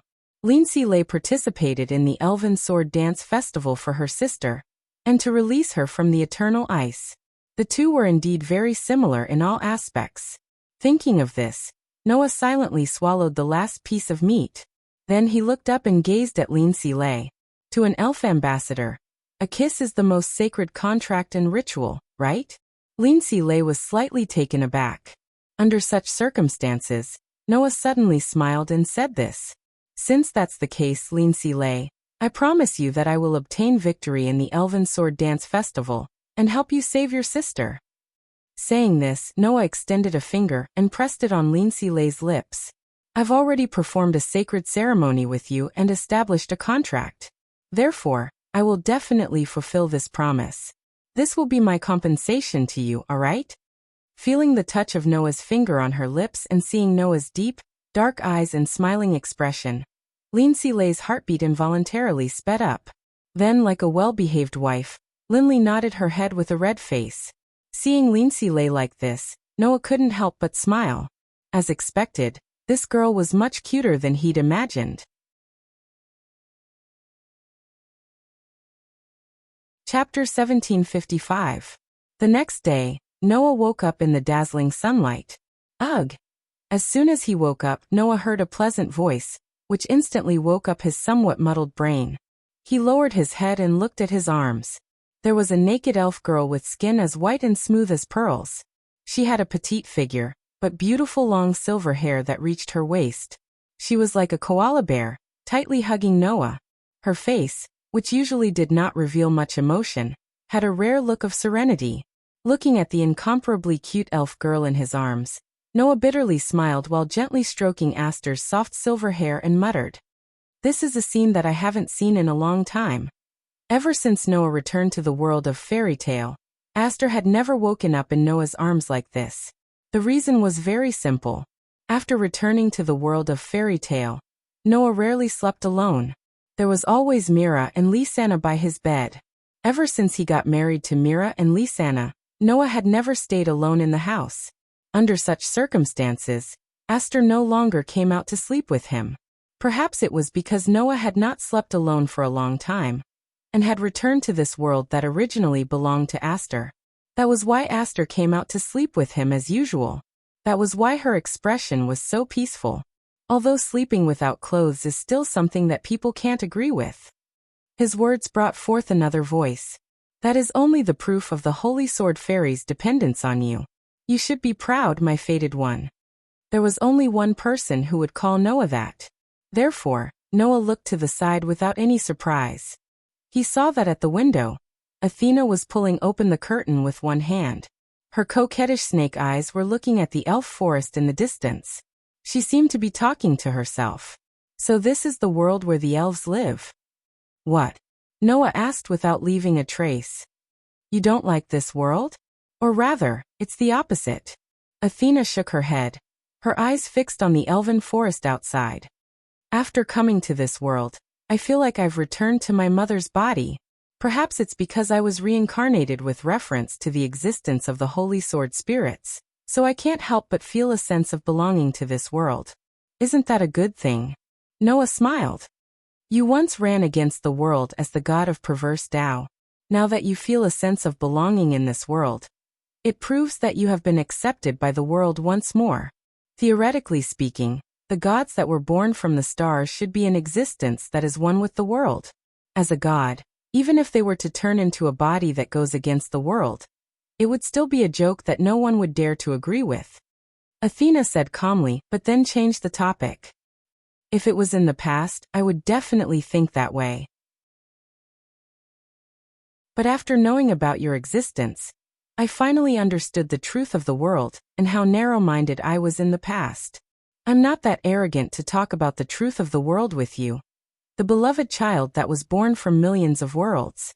Even your existence was formed from the fragments of the original world. Athena glanced at Noah. So I'll admit to what you said. Noah couldn't help but laugh. Then he gently hugged the naked elf girl in his arms, got up slightly, and looked at Athena. In that case, would you like to meet my companions? In other worlds, Aster and Athena didn't like to interact with others under normal circumstances. Even if it was Mila and Lisanna, it was the same.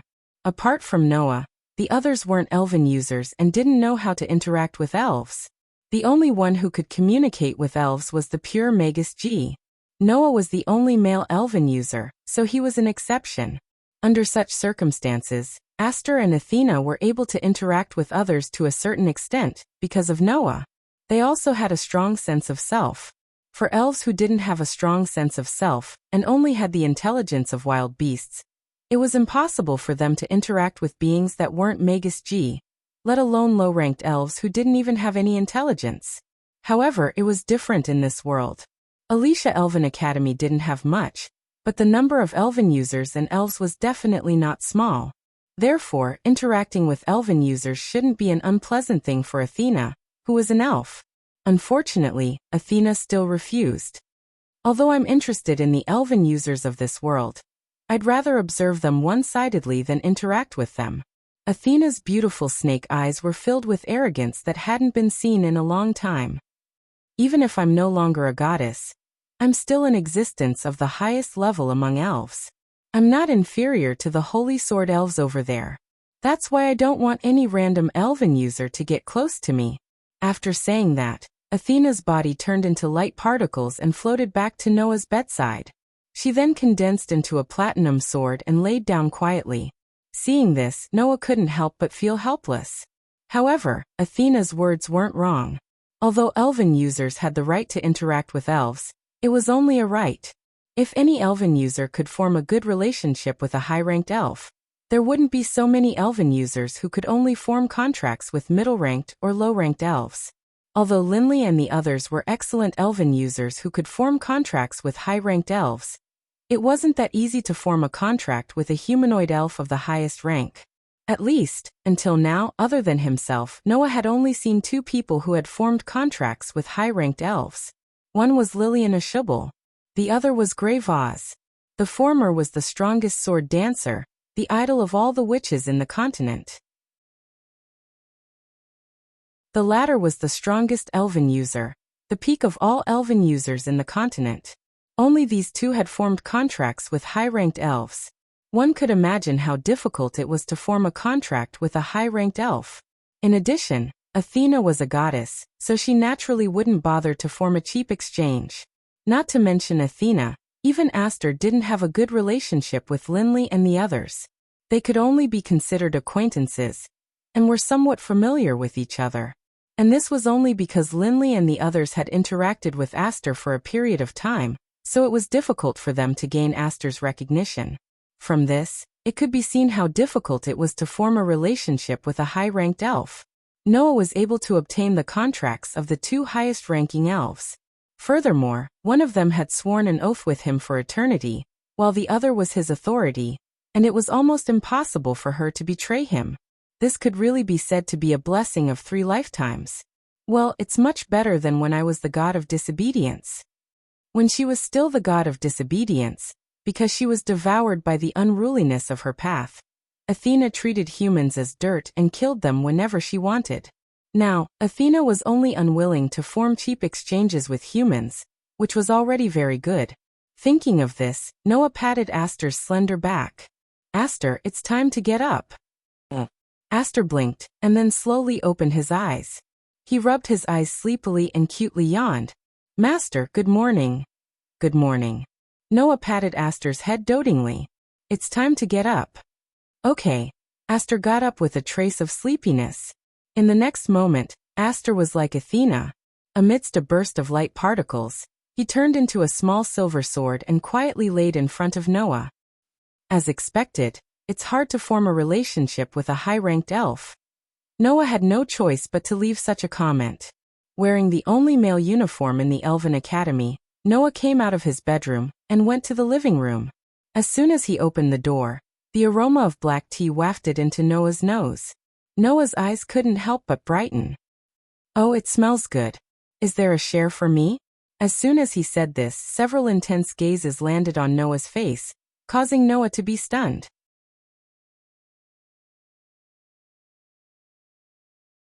Chapter 1756. Only now did Noah notice. In the living room, at a small round table, 4 girls were sitting opposite each other, holding cups of black tea in their hands. There were some refreshments on the table in front of them, as if they were having a tea party. Among the 4 girls, besides Lindsay, the other 3 were also Noah's acquaintances.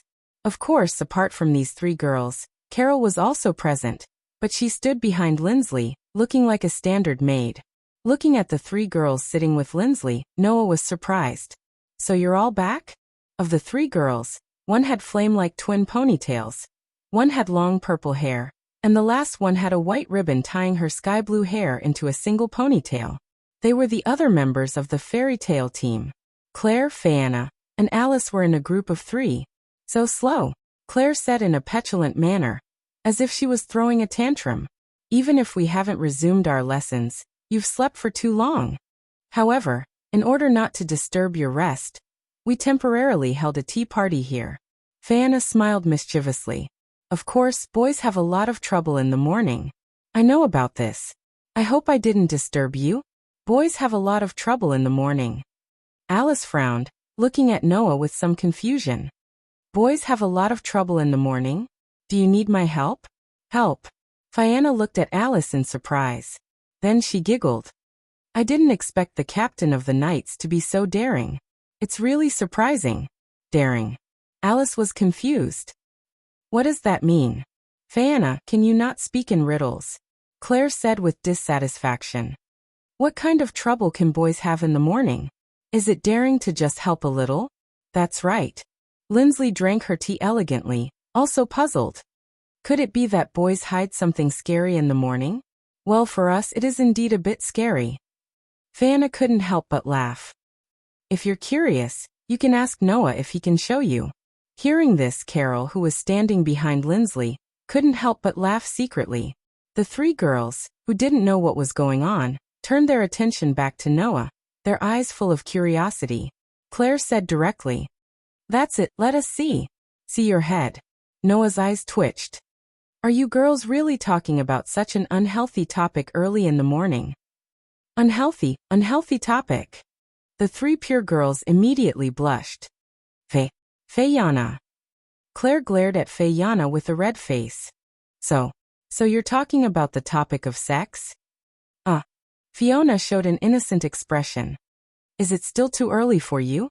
Of course, Fayana, you're shameless. You still don't have the self-awareness of being a princess. Lincilia's face was red as she retorted. This is unbelievable. Seeing Claire, Lindsley, Fayana, and Alice quarreling, Noah sighed inwardly. It's been so long, but you guys are still the same. This sentence immediately attracted the glares of the four girls. If that's the case, aren't you the same? Claire. After all, it's only been a month. Fayana.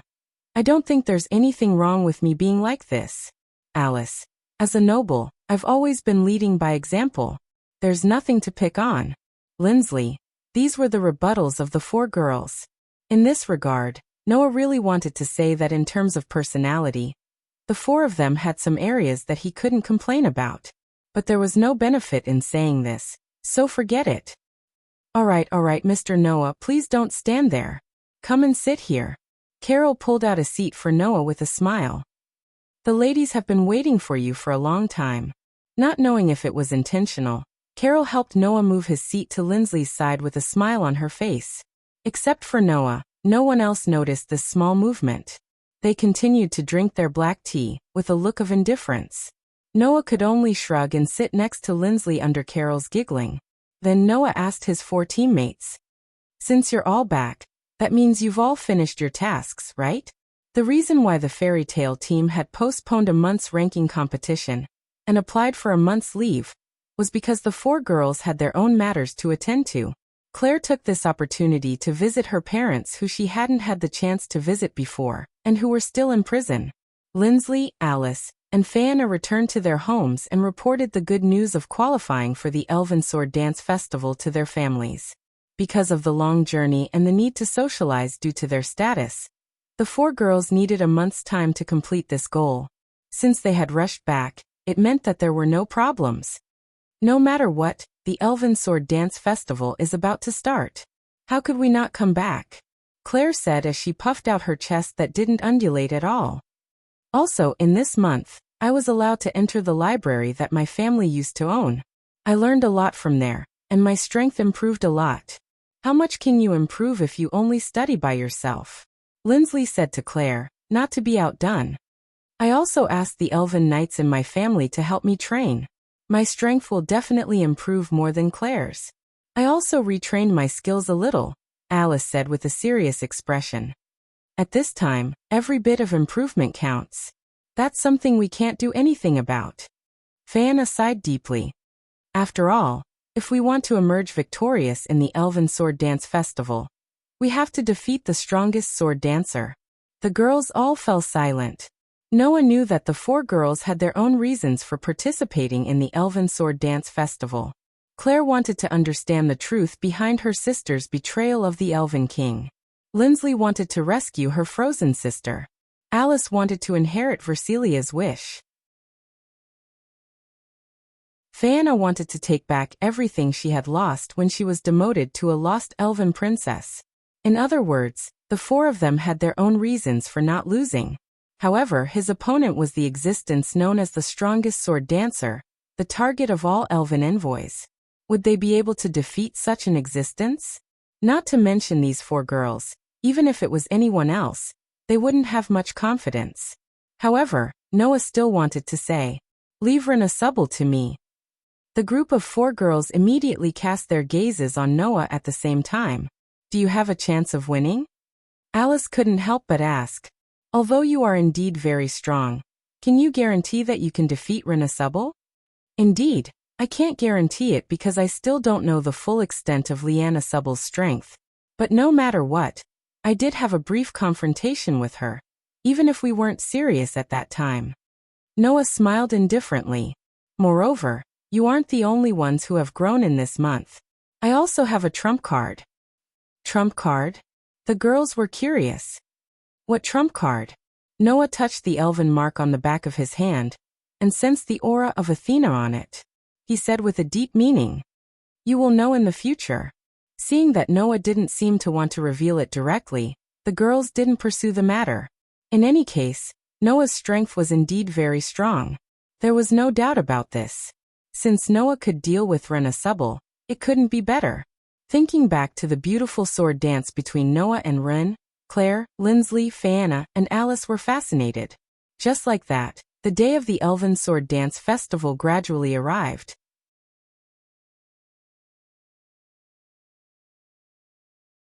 Chapter 1757. On this day, the sun was shining brightly and there were no clouds in the sky. The weather was not bad. Early in the morning, the entire Elven Academy was bustling with noise and excitement. Almost all the students came out of their dormitories and started walking in one direction. That direction was the direction of the gate that led to the Elemental Elves' world. The largest ceremony of the Elven Sword Dance Festival was not held in the modern world, but in the Elemental Elves' world. And it was the Elemental Elves' world's Saint Realm. In the Elemental Elves' world, there were 5 Saint Realms. The 5 Saint Realms belonged to the 5 Elven Kings. In the Saint Realms, people could mine special elven ores. That elven ores were the blood of the Elven King. One had to know that ordinary elven ores could only seal a portion of the elven power and use it. Its effects were very limited. However, the blood of the Elven King could seal a portion of the power of high elves and unleash great power and effects. It was a true national treasure that even people with money and authority could not buy. Once the self-proclaimed Demon King Geo Inzak, who was actually a fake, used the blood of the Elven King that sealed the power of the Elven King, who could control a large number of elves, to disguise himself as an elven envoy and appeared in front of Noah. Later on, that guy almost died under Versilia's bombardment. The blood of the Elven King was taken away by Versilia, and she used it to make a deal with the merchant of the Skeleton Alliance, Vivian, to transplant a large number of spell engravings. That kind of national treasure could allow an ordinary person to control a large number of elves. Its value was enough to exchange for a large number of spell engravings. Its value could be imagined. The blood of the Elven King was an elven, or that could only be mined in the Saint Realm. However, only which G of the Gods' Parliament who served the Elven King could enter the Saint Realm. However, during the Elven Sword Dance Festival, the Saint Realm would be open to ordinary people. In other words, every Elven Sword Dance Festival was held in the Elemental Elves' world's Saint Realm. As the only gate in the Elven Academy that could lead to the Elemental Elves' world, the students naturally gathered there. This was because today was the day that the top 3 teams would go to the venue of the Elven Sword Dance Festival. In one of the rooms in the dormitory of the Crow class, Noah was looking at a pile of messy suitcases in front of him. He was speechless. Is it necessary to bring so much luggage? In response to Noah's sigh, Claire, Lindley, Fianna, and Alice all raised their heads and looked into the distance, as if they didn't know anything. However, there was no doubt that all the luggage here belonged to the 4 girls. Noah narrowed his eyes, squatted down, and rummaged through the luggage. What are you doing? Claire. How dare you rummage through a lady's belongings? How rude. Lindsley. Are you looking for our undergarments? Fianna asked. Are you that kind of person? Alice. The group of 4 girls all protested loudly. However, Noah didn't care about them at all. He continued rummaging through the luggage, and found a bunch of messy things. Among them there were beads, cups, fans, whips, candles, and even animal ears and tails. Looking at these things, Noah's mouth twitched, and he looked at the 4 girls with a strange expression. Whose things are these? Claire, Lindley, and Alice immediately shook their heads. Only Fianna didn't mince her words. These are all mine. Let me ask first. Noah narrowed his eyes and looked at Phaena. What are you going to do with these things? These are prayer tools that will be used in the Kagura ritual, Phaena answered frankly. These are things that might come in handy. Prayer tools. Noah looked at Phaena suspiciously. Really? Do you think I'm lying? Phaena teased with a smile. Or do you think these things have some special uses? Wasn't that natural? Beads, cups, and fans were fine, but what about whips, candles, and even animal ears and tails? They didn't look like prayer tools, but sex toys. However, Noah didn't have any knowledge in the Kagura ritual, and Phaena's words had no loopholes, so he couldn't refute. So, Noah had no choice but to put those things back into the box, and took out a large number of dolls from another box. That's mine. Alice raised her hand weakly and said embarrassedly, if the journey is lonely, these dolls can come in handy. If the journey is lonely, they can come in handy? What are you going to do with these dolls? If you really feel lonely, borrowing the so-called prayer tools from Phaena should be more useful, right? Noah resisted the urge to complain, silently put all the dolls into the box, and took out another box. There was a tea set in this box. This is mine. Lindsley combed her hair, and said matter-of-factly, as a noble we have to maintain elegance no matter when and where. Not to mention, if the journey is lonely, we can hold a tea party. This is a necessary item. Lonely journey again? Just how afraid are you girls of being lonely? Noah was speechless. He could only put down the box, take out another box, and open it. As a result, Noah was dumbfounded. Because in this box there were books. Not ordinary books. At least, that was the title on the cover that Noah saw. Master and Maid. The Kidnapped Princess. The Use of My Holy Sword. Whips and Candles. Just by looking at these titles, Noah understood. How bad were the contents of these books? Ah! At the same time, Claire shouted with a red face and rushed over. She closed the box and threw it at Noah in exasperation. Who told you to open this box? Noah hurriedly dodged Claire's peerless dance and also shouted. Who told you to bring that terrible thing? Terrible thing. Lindsley was curious. What terrible thing did you bring? Let me see. Oh, Claire is bolder than I thought. Phaena was full of interest. Lend it to me. Did you bring something shameless? Alice's pretty face was red, and she shouted while gnashing her teeth. Don't bring me that kind of thing. Do you want us to be ridiculed? I'll confiscate it all. Saying this, the three girls pounced in Claire's direction. Wah! Don't take my things. Claire. Claire's things are my things. Lindsley. What's wrong with letting me see? Phaena. Confiscated. All confiscated. Alice. Get out of my way. Do you want to turn into charcoal? Claire. Suddenly, the four girls were in a mess, tangled together, and even rolled on the ground. Their skirts were flipped up, and the beautiful scenery inside was seen by Noah. Noah could only turn his head and look at the scenery outside the window. He covered his face as if he couldn't bear to look at it. What kind of teammates are these? Although the whole process was very noisy, the girls still knew their limits. When it was about time to set off, they stopped playing, took their luggage, and walked towards the elemental elven realm's gate. When Noah's group arrived at the gate, there were already many students gathered there. These students were all here to send off the participants of the Elven Sword Dance Festival. Unfortunately, no one in Noah's group came to send them off. There was no other reason.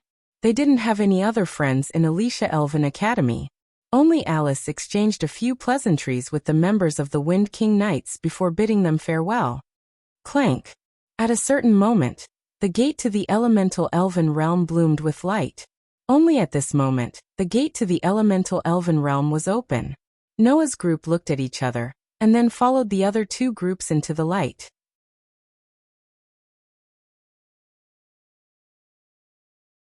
Chapter 1758. This place was a forest. It was a forest with lush trees. The species of trees were a little strange, and they couldn't be found in the modern world. In the forest, there was a vast lake. The water in the lake was very clear. So clear that the surface of the water was as bright as a mirror. Whether it was the forest or the lake, they were all emitting a faint light. Like fireflies, the light floated in the air, creating a very dreamy atmosphere. Upon closer inspection, there was actually a ship docked on the lake. It was a ship with a streamlined cabin like a whale, but the surface wasn't made of steel, but of wood. It wasn't an ordinary ship, but an airship. In front of the airship, a group of teachers from the Elven Academy of Alicia were lined up neatly. The person in the lead was the principal of the Elven Academy of Alicia, Grey Vath. Clank! In the forest, a ring-like square formation suddenly bloomed with light. All the teachers of the Elven Academy of Alicia, including Grey Vath, looked up and looked over. In the light, a group of students in pure white uniforms slowly took shape in the void and appeared from the square formation. Noah opened his eyes. As soon as he opened his eyes, Noah met Grey Vath's eyes. Grey Vath stared at Noah and then led the teachers over. The students' faces immediately tensed up. They stood up straight, and traces of nervousness appeared on their faces.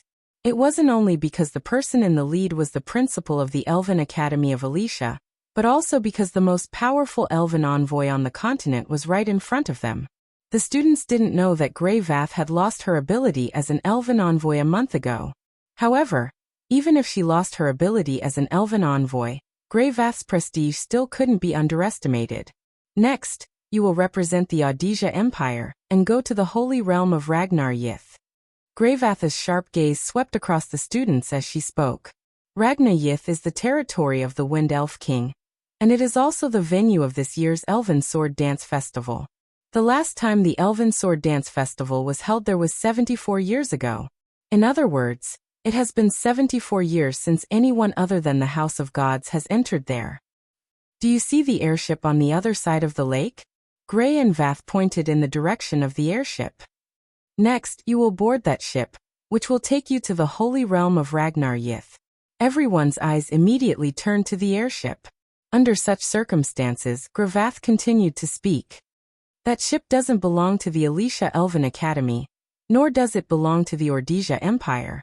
That's why there are already teams from several countries on it. Don't embarrass yourself if you follow them to the venue. Otherwise, you'll become the shame of the entire Audisia Empire. Hearing this, the expressions of the group of students became even more nervous. At this moment, Grey and Vath looked at the teacher beside her. Distribute the information. A teacher immediately nodded and distributed 3 sets of information to the captains of the 3 teams. Noah also received a share of the loot. This is some information about the teams of the other countries that the Empire has gathered. I'm giving it to you now. I hope that it will be of help to you. Also, I hope that you won't have any regrets during the Elven Sword Dance Festival. Grey and Vath looked at everyone. That's all I want to say. Is everyone clear? Yes. The young girls shouted in unison. Very good. Grey and Vath nodded. Then, she led the teachers to the side. Then board the airship to the Elven Sword Dance Festival. Everyone looked at each other in unison. Then one by one, they stepped forward and walked towards the ship. Noah also led Claire, Linley, Fana, and Alice forward with the other 4 girls. When Noah passed by Grey and Vath, a soft voice entered his ears. I'm counting on you. Noah's footsteps paused for a moment. Then he recovered without a trace and boarded the airship as if nothing had happened. Just like that, under the gaze of Grey, Vath, and the teachers, the airship slowly floated up and turned around, flying towards the other side of the sky. After boarding the airship, the 3 teams from Alicia Elven Academy split up. On the airship, no matter which country they were from, every team was allocated a cabin.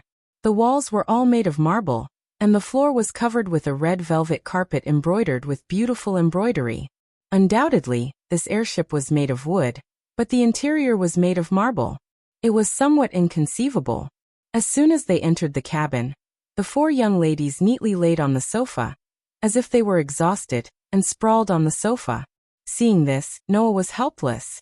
Grey Vath just said that there are teams from other countries on this airship. She told us not to embarrass ourselves. You guys are like this, aren't you taking it too lightly? Does it matter? Claire said lazily.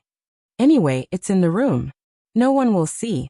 It doesn't matter if we relax a little, right? The other young ladies all nodded and expressed the same opinion. Noah sighed and sat down on the sofa. He began to flip through the information given by the Academy. The information did indeed record the information of the teams from other countries. Noah looked at this information seriously until he turned to a page. Looking at the information recorded on it, Noah exclaimed in surprise. Lena Subble is representing the Alphys Empire? That one sentence stirred up everyone's reaction. What? The group of young girls stood up in shock. The Alphys Empire. It was a small country sandwiched between the Ordizia Empire and the Draco Duchy of Draco. The country mainly produced elven ores mined from mines. However, they did not make money from elven ores. Instead, they made a fortune from the mining and trading of magical equipment. The so-called magical equipment referred to some tools that were different from normal tools. Some of these tools had special effects, while some had sealed elves inside them. They were very precious, especially the magical equipment that had sealed elves inside them. They were even more precious. After all, sealed elves were usually very powerful elves. Tools that had powerful elves inside them, no matter who it was, would be tempted. The Alphys Empire was a country that specialized in mining magical equipment that had been passed down since ancient times from various ruins and sold them, thus becoming rich. In addition, this country also secretly provided elves to other big countries and sold them as goods, thus making a lot of profit. Moreover, the headquarters of the black market merchant organization, the Skeleton Alliance, was also located in this country. Therefore, the Alphys Empire was a country that was very popular. The rumors that spread from this country were basically all negative. Why? Linley was very surprised. Why is that Lena Subble representing the theocracy of Alphys? That's right. Alice frowned. How did that small country with only negative rumors get involved with the strongest sword dancer? That's impossible, right? Even Fana was doubtful. That person would not fight for such a country. That's right. Even Claire was on her side. Is there a mistake somewhere? While the girls were surprised, Noah remembered one of the negative rumors in the Alphys Empire. Is that the origin of the Demon King's faith? The Demon King's faith. It meant that the Demon King was the object of faith. Just like how some people believed in terrorism, the Demon King who had brought unimaginable disasters to the whole continent also had his own faith. The idea of the Demon King's faith began to appear in the Alphys Empire. In addition, the capital of the country was the birthplace of Demon King Solomon. The believers of the Demon King firmly believed that Demon King Solomon would reincarnate and come to the Alphys Empire again, leading the country and ruling the whole continent. Therefore, the Alphys Empire was the base of the believers of the Demon King. Could it be that Lena Subble was representing the Alphys theocracy because of this?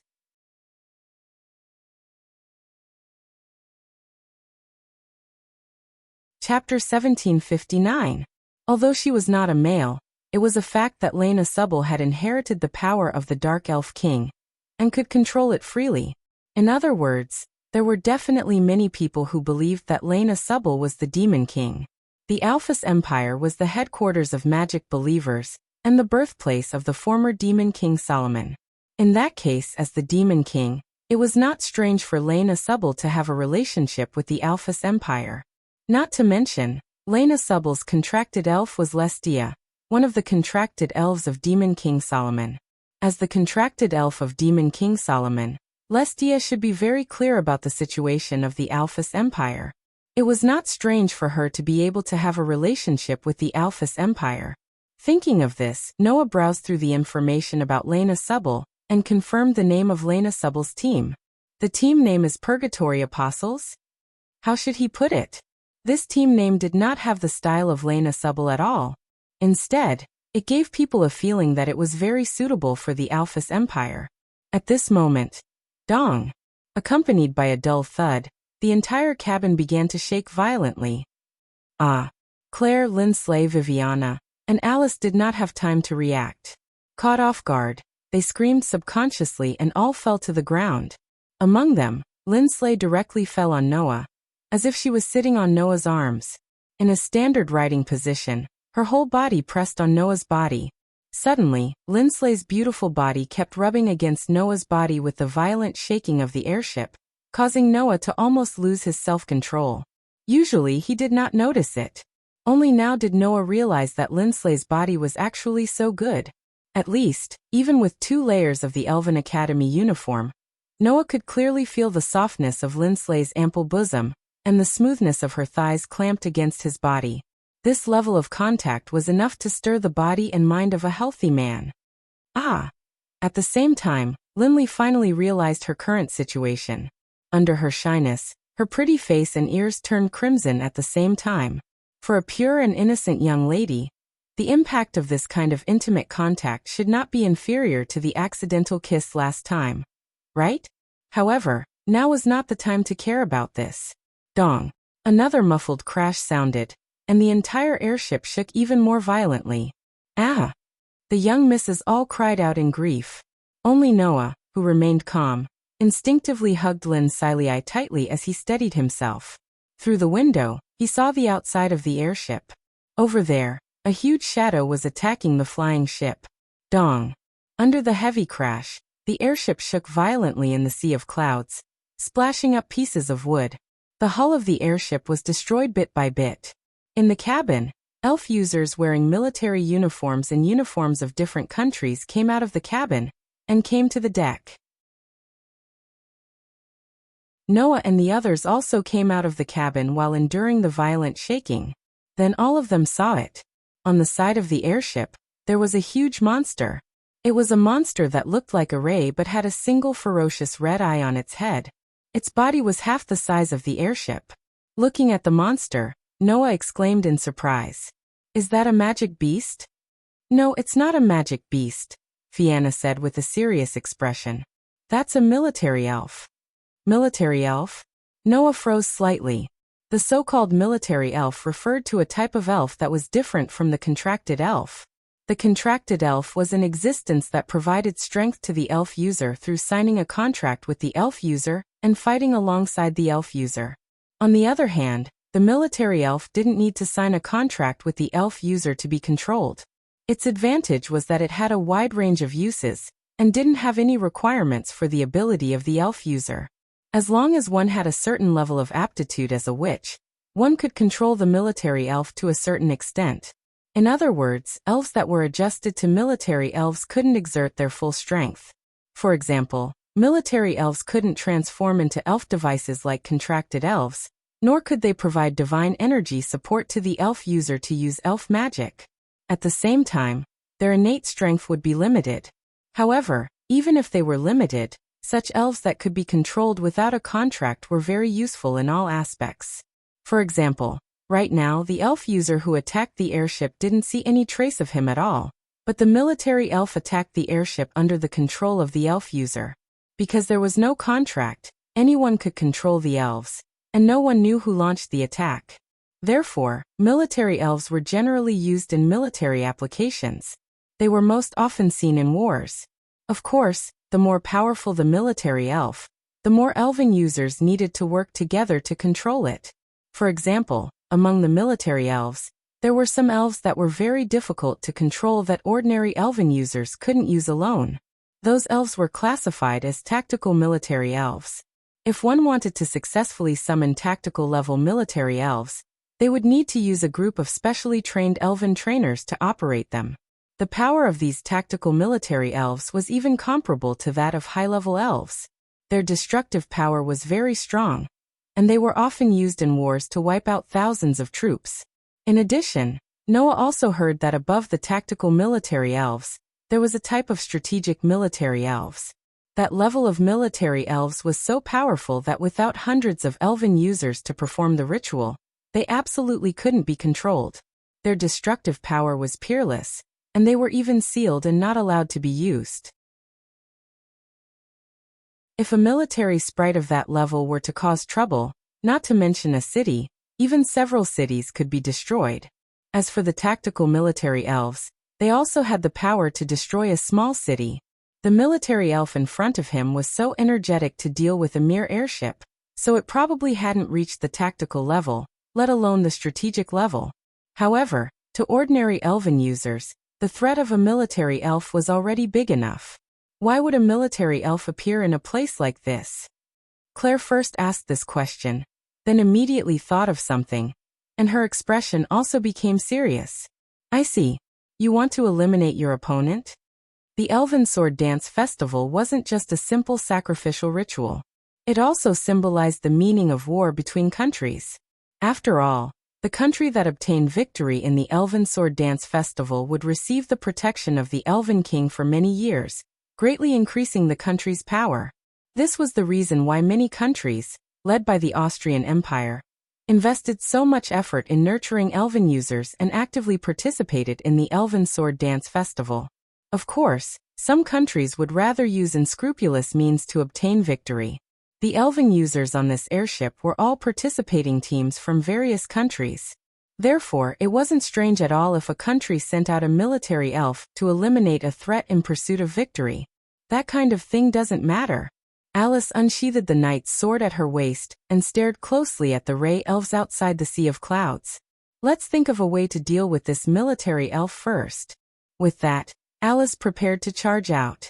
Wait! Noah immediately grabbed Alice's hand. Wah!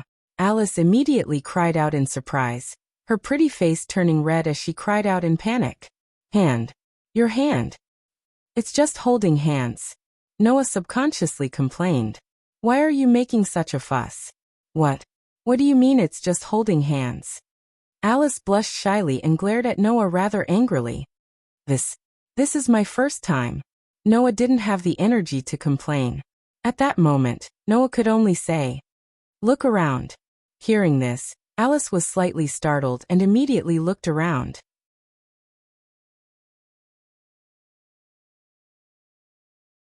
Chapter 1760. Dong. The huge ray sprite slammed into the airship, causing it to shake violently. Wood shavings sputtered from the airship. The airship floating in the sea of clouds suffered a huge impact, and its altitude dropped little by little.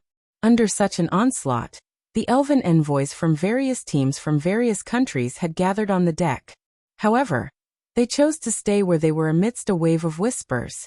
They did not make a move, but instead quietly observed their surroundings. Seeing this scene, not only Alice, but also Claire, Lindsley, and Viviana were stunned. Why? Lindsley asked in confusion. Why didn't anyone make a move? Undoubtedly, the airship was under attack and could fall at any time. Why didn't anyone make a move? Although the ray sprite's destructive power was shocking, it wasn't impossible to deal with. Even if it was a threat to ordinary Elven messengers, each of the Elven messengers here was an elite from their respective country. They shouldn't be afraid of a military sprite that wasn't even at the tactical level. Not to mention, the Elven messengers here were all in a team. Even if one person couldn't take down the attacking military sprite, it shouldn't be difficult for the whole team to take it down. Under such circumstances, why didn't anyone make a move? Seeing the confused expressions of the girls, Noah explained. These people didn't make a move because they wanted to hide their strength and observe the other Elven messengers of the other teams. The girls weren't idiots. Therefore, after Noah's reminder, everyone understood. If I were to make a move here, I would definitely expose some of my strength. Noah smiled indifferently when he saw the expressions of understanding on the girls' faces. That wouldn't do any good for the upcoming Elven Sword Dance Festival. So that's why no one made a move? Viviana asked in realization. On one hand, they didn't want to expose their strength. On the other hand, they were waiting for the others to make a move, so that they could observe the strength of the Elven messengers of the other teams and formulate countermeasures for the competition. That's right. Noah nodded. I even suspect that the purpose of the military sprite attacking this airship was not to eliminate the sprite users here and eliminate the threat. Instead, it wanted to use this opportunity to observe the strength of the sprite users here and make plans for the upcoming competition. It's possible, Claire agreed. If you want to eliminate your competitors, then sending a military sprite of this level to attack will not succeed at all. That's right. Noah smiled faintly as he looked around. Since that's the case, it's best that we don't do anything. But are we just going to watch that military elf wreak havoc? Alice frowned. If this continues, the airship will definitely fall. If it falls, then so be it. After all, the airship is the property of the House of Gods. It has nothing to do with any country. Besides, with the level of the elves here, no one will die from falling. Noah shrugged. Let's wait and see. Hearing that, the group of girls looked at each other and nodded helplessly. In fact, Noah didn't mind exposing his strength. Anyway, with the level of that Ray sprite, Noah didn't even need to use the elven device. He could deal with it easily and wouldn't expose much of his strength. However, this would definitely arouse the vigilance of the teams from the other countries, causing them to target Noah specifically during the competition, or even join forces. Noah didn't want to create more trouble for himself. Besides, if that military elf was really sent by another country to observe the strength of the sprite users who attacked, wouldn't Noah's actions be in accordance with their wishes? Noah didn't have the hobby of being played like a monkey by others. Therefore, Noah chose to watch instead of jumping out to take the lead. Just as Noah expected, the other teams didn't choose to make a move. They were all in an uproar while watching from the deck. Dong. Finally, with a heavy muffled sound, the entire belly of the airship was smashed into pieces, causing the entire airship to begin to fall to the ground.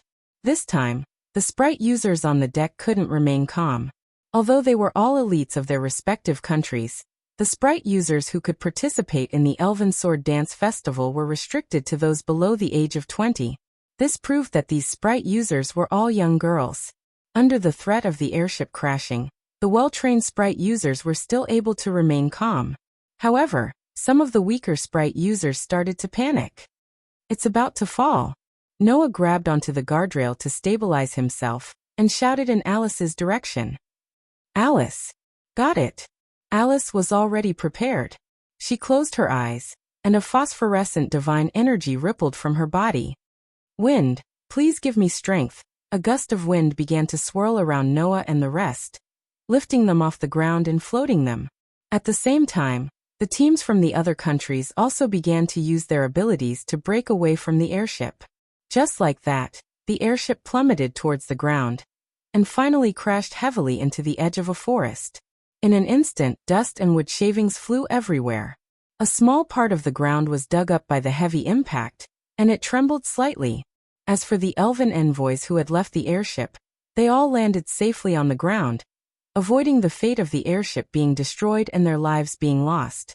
Just like what Noah said, the elves here wouldn't die because of the loss of the pendant. Pooh.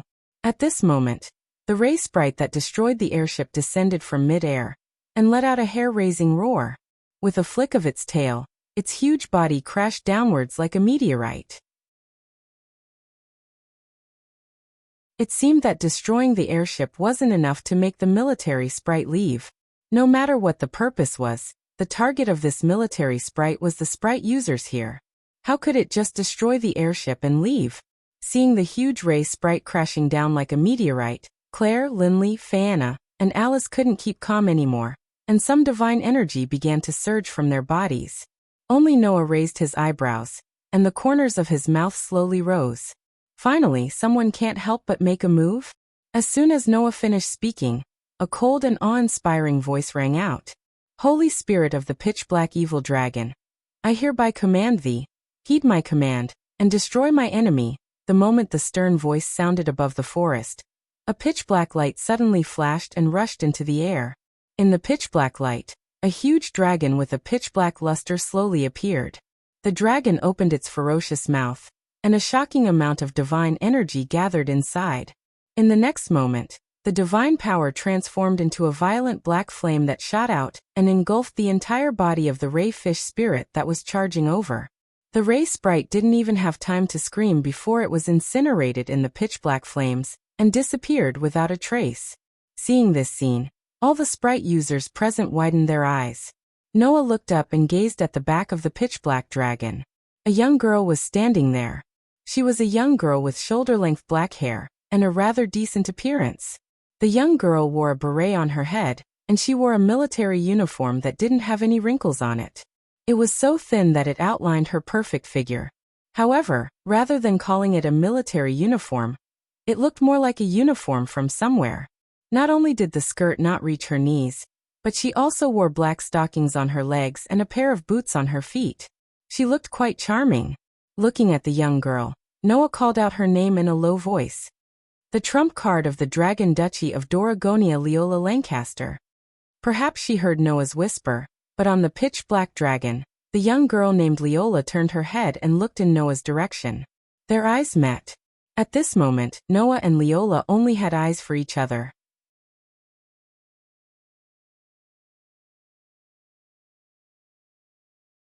Chapter 1761. The Dragon Duchy of Doragonia. It was a large military country located on the west side of the Audisia Empire. In terms of national power, there was still a gap between them and the Audisia Empire. However, it was still one of the largest countries on the continent, and definitely not below any other country. Moreover, the Dragon Duchy of Doragonia worshipped the dragon tribe, which was at the top of all magic beasts. They were inclined to communicate with dragon elves. Every elven envoy that could contract a dragon elf was extremely powerful. Among them, Leola Lancaster was one of the best. Not only was Leola Lancaster the trump card of the Dragon Duchy of Doragonia, she was also the leader of the Dragon Emperor Knights that represented the country at the Elven Sword Dance Festival. In the Dragon Duchy of Doragonia, Leola was revered as the daughter of the Dragon Duchy. In other words, Leola was equivalent to the princess of the Dragon Duchy of Doragonia. In the information released by the Elven Academy, she was evaluated to be at least on the same level as Versilia Eva, and Versilia was publicly recognized as the strongest person in the Elven Academy before Noah entered the academy. Moreover, at that time, Versilia had transplanted her spell inscriptions, and was quite powerful. She was enough to be the trump card of the Audisia Empire. Leola was at least on the same level as Versilia. This was enough to show how powerful this elven envoy was. In fact, it was clear from Leola's performance just now. She had the strength to defeat a military elf in one strike. She was probably one of the most powerful contestants in this Elven Sword Dance Festival. Of course, Noah and Lyanna Subble were exceptional existences. Both of them had the strength of an elven king and couldn't be counted. The other elven envoys who didn't know all this held their breaths as they watched Leola display her invincible might. Their expressions became somewhat fearful. It was clear that the Elven Sword Dance Festival would be facing an opponent of this level. Those elven envoys were starting to feel that it was truly difficult. Not only the elven envoys but even Claire, Linley, Fayanna, and Alice's expressions became grave. In the end, it was Claire who softly muttered, "She's very strong." The group of girls nodded one after another. At this moment, the pitch-black dragon in the sky abruptly turned its head and slowly descended. Seeing this scene, the other elven envoys instinctively dodged and retreated to the side. However, Claire, Linley, Fayanna, Alice, and the other girls started to become restless. If I'm not wrong," Linley said uneasily, "that Duke Long seems to be flying towards us, right?" I think so." Fayanna didn't know what to do. What should we do?" "Don't panic," Alice's groups. "No matter what, the other party won't attack us in front of so many people. Don't worry." Alice's group was Dragon Emperor. Elven envoys of envoys. Of the Elven of the Dragon Duchy. Dragons of the Dragon of the Dragon. The moment the dragon landed, a gust of wind blew in all directions with the Dragon Duchy as the center. Clang! Immediately after, a pitch-black light blossomed from the Dragon Duchy. The Dragon Duchy turned into a beam of light and gradually turned into a large sword. Leola also landed on the ground. She stretched out her hand and caught the pitch-black sword. After hanging it on her waist, she looked up and gazed at Noah. "You're Noah Doria, right?" That one sentence stunned the group of girls. Noah didn't react strangely and met Leola's gaze. It seems that the Dragon Duchy of Doragonia has collected a lot of information on the teams of other countries. "Of course," Leola said without any pretense. "The Dragon Duchy of Doragonia's spying ability is one of the best in the entire continent. We've already obtained information on most of our opponents, let alone a large country like the Osea Empire. You're also the one who defeated Silent Fortress Versilia Eva. How could we not take note of you?" In fact, apart from Noah, Versilia was also defeated by Jenna Subble. However, apart from Noah and the others, No one knew that Versilia had gone berserk in the elven forest after transplanting a large number of spell inscriptions.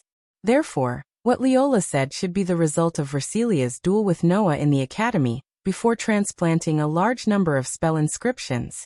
Noah only shrugged. Thank you for the compliment. I'm flattered. There's no use playing dumb here. Noah Doria, the Dragon Duchy of Doragonia has already gathered a lot of information about you.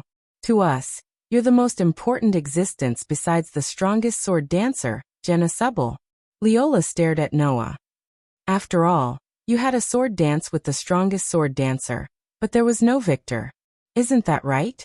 Jenna Subble had appeared in the Elven Academy and had a sword dance with the only male elven envoy on the continent. In the end, there was no victor. This matter was no longer a secret to the countries with good intelligence. After all, Jen didn't hide when she first appeared in the Elven Academy. When she fought with Noah, it was also in full view of everyone.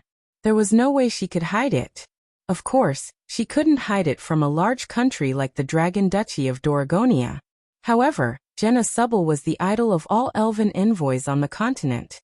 She was known as the strongest sword dancer. Presumably, even if they knew about this, there wouldn't be many who would believe it. Leola looked for Noah because Noah had defeated Versilia. On the other hand, she definitely wanted to test the authenticity of this information. Defeated Versilia.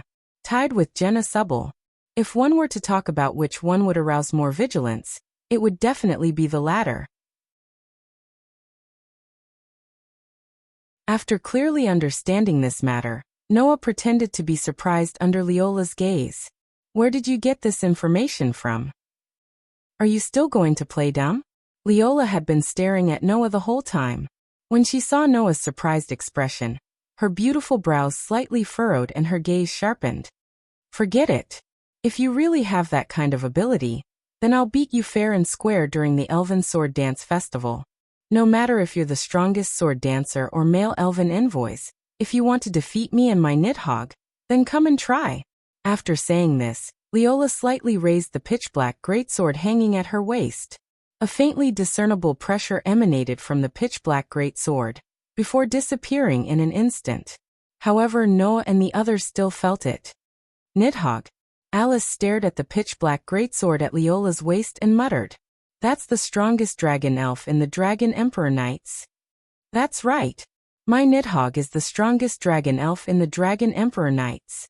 Leola glanced at Alice. You're Versilia Eva's foster sister, right? I'll show you who's stronger in the Elven Sword Dance Festival between my Nidhogg and your foster sister's Citadel Elf. After saying that, Leola turned around and headed back to her party without any hesitation. Only then did the group of young girls relax. What a terrifying pressure. Fëanna said with a lingering fear. Do we really have to face someone like that at the Elven Sword Dance Festival? Claire, Linley, and Alice also looked uneasy. Seeing the four girls' reactions, Noah didn't say much. It was good to be able to recognize the threat of an opponent. At least, to these four girls, Leola was an unimaginable enemy. Perhaps even if the four of them joined forces, they might not be able to defeat Leola. Leola Lancaster. Noah smiled. Interesting.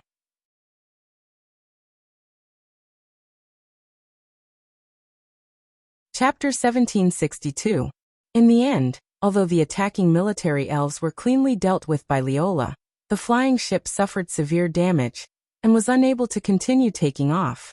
Without any other choice, the person in charge of the ship could only request assistance from the gods' parliament and have them send another flying ship over. While waiting for the arrival of the flying ship, the elven messengers could only continue to stay where they were and rest. During this time, just like how Leola found Noah and probed him to a certain extent, the teams of the other countries also took the opportunity to interact with the teams of the other countries. They feigned civility and attempted to obtain as much information as possible that would be beneficial to them. However, there were two teams that didn't send anyone to probe. One was naturally the Dragon Emperor Knights that Leola had previously displayed her invincible prowess. Claire, Linley, Fëanna, and Alice weren't the only ones who were extremely fearful of Leola's strength. The rest of the elves were also extremely fearful of Leola, and didn't dare to rashly approach and inquire about her strength. The other team was the fairy tale that Noah was in. If it was said that the reason why the teams from the other countries did not test the Dragon Emperor Knights was because they were afraid of Leola, then the reason why they did not test the fairy tale was because they were afraid of her. That's right, afraid. No matter which country the elven messengers were from, they were all afraid of approaching the fairy tale. There was no other reason other than the existence of the male elven messenger Noah in the fairy tale. Like Claire, Lindsley, Fianna and Alice, as pure witches who could communicate with elves, all the elven messengers here were rather pure. It was truly too difficult for them to approach a male that they normally wouldn't have the opportunity to interact with. Therefore, even though many people were curious as to why Leola would find Noah, none of them chose to probe and instead stayed far away. Of course, there would definitely be a lot of private discussions about it. That's a male elven messenger like Demon King Solomon over there? He doesn't seem very scary. Don't be fooled by his appearance. That's a male elven messenger, an existence like Demon King Solomon. If I approach it rashly, I might be tainted. Maybe I'll be eaten. She might even get pregnant. Are you serious? Of course it's true. Didn't you see that the Demon King already has 4 innocent girls who have been captured? How pitiful. Evil Demon King. We must defeat him at the Elven Sword Dance Festival. That's right. If I let him win, I don't know if he will make an outrageous wish. For example, for us to hold hands with him or something like that. Wah. That's too much. Similar discussions like this kept coming from all around, and Noah really had the urge to find a hole to hide in.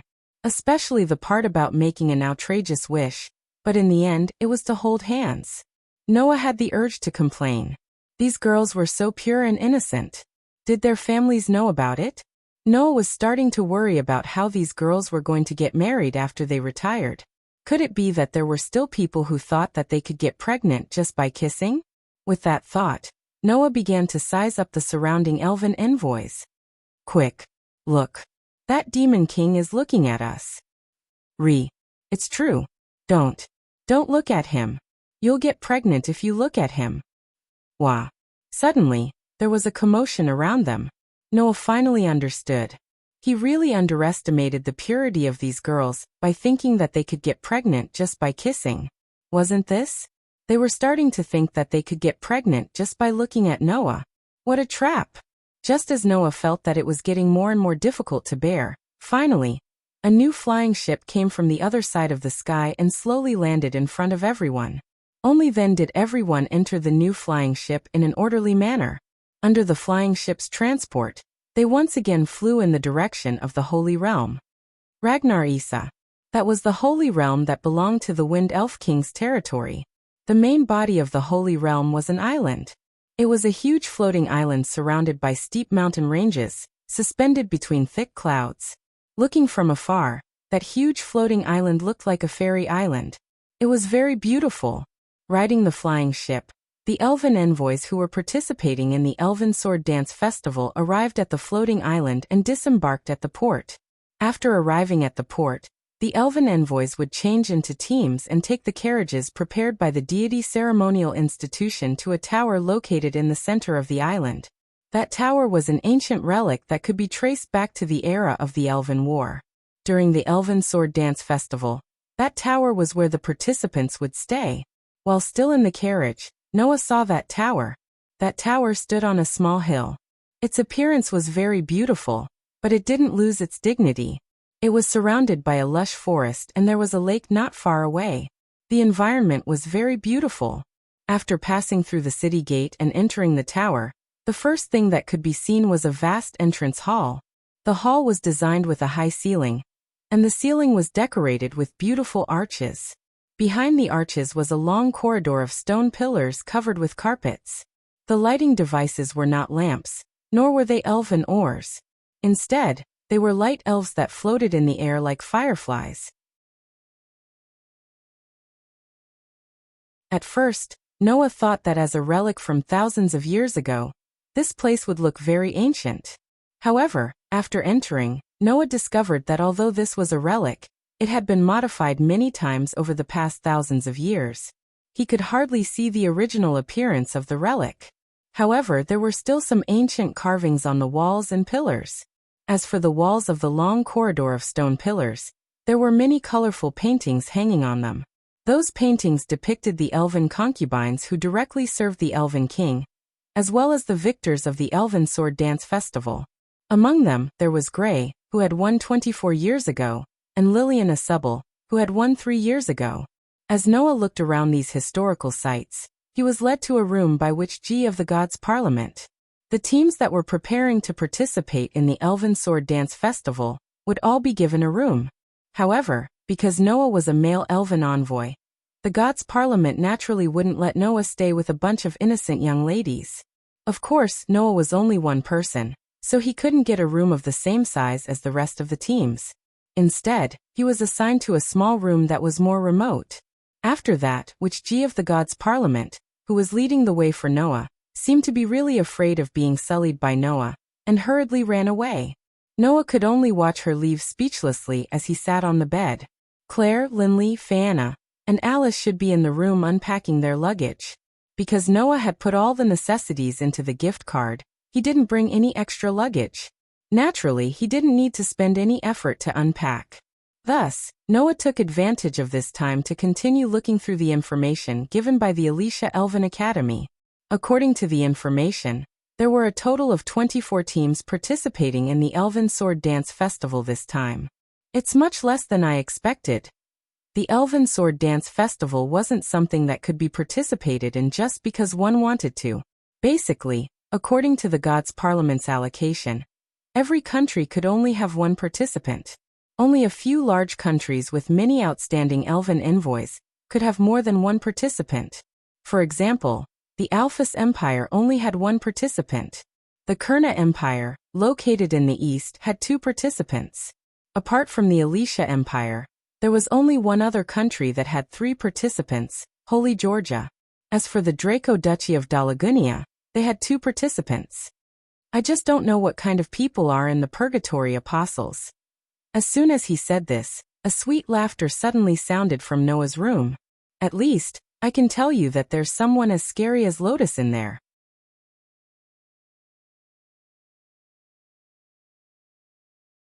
Chapter 1763. Almost at the same time that sweet laughter rang out, several pitch-black feathers fluttered down from the sky and slowly landed on the ground. Noah, who had sunk into deep thought, was slightly startled. He immediately raised his head and looked in the direction of the window. There a young girl was sitting on the windowsill. She was wearing a dark robe that seemed to represent inauspiciousness, exuding a profound aura. His long black and straight hair that reached his waist hung down softly, slightly moving up and down as the wind blew. The young girl opened her eyes that were as dark as dusk and looked straight at Noah. Her delicate face was like the most perfect piece of art, and she had an equally perfect smile. That scene was simply as beautiful as a painting, and it was enough to make anyone lose their mind. Although Noah did not lose his mind, his attention was completely attracted by the young girl. Looking at the graceful and beautiful young girl sitting on the windowsill, Noah muttered in a low voice, "Lestia." This young girl was the contract fairy of the Demon King, the highest dark elf, Lestia. Although she was an elf, Lestia's temperament was extremely elegant and beautiful. There was no difference between her and a human's. And such a young girl, at this very moment, appeared in Noah's room without any ill feelings. She looked straight at Noah with eyes that were as mysterious as dusk, and her beautiful face outlined a mesmerizing smile. "You really came here after all. I know you don't want to see me here." Noah glanced at Lestia. "After all, you don't want to see me take away the world fragment from Lotus and cause the Dark Elf King's power to go out of control, right?" "That's right." Lestia nodded without beating around the bush. "Although Lotus has always said that the thing in her body doesn't belong to her, but to you if she loses it, the power of the Dark Elf King in her body will go berserk, making Lotus become like King Solomon, swallowed by the power of the Dark Elf King, and turned into a lump of pure resentment.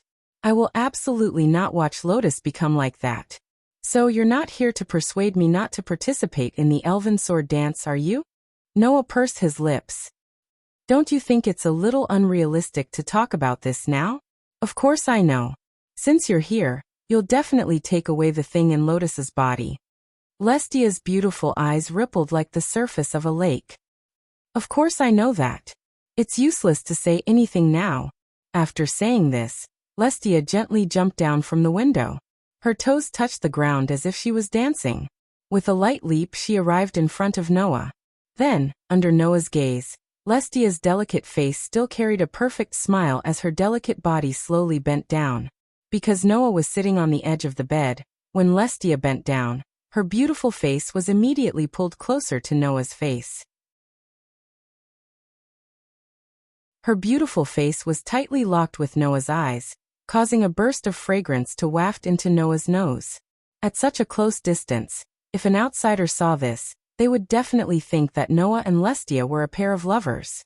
At this moment, if someone were to barge in, they would definitely think that Noah and Lestia were about to kiss. That scene could only be described as ambiguous. However, if one thought about it carefully, in reality, Noah and Lestia's relationship was not good, let alone good. It wouldn't be an exaggeration to say that it was bad.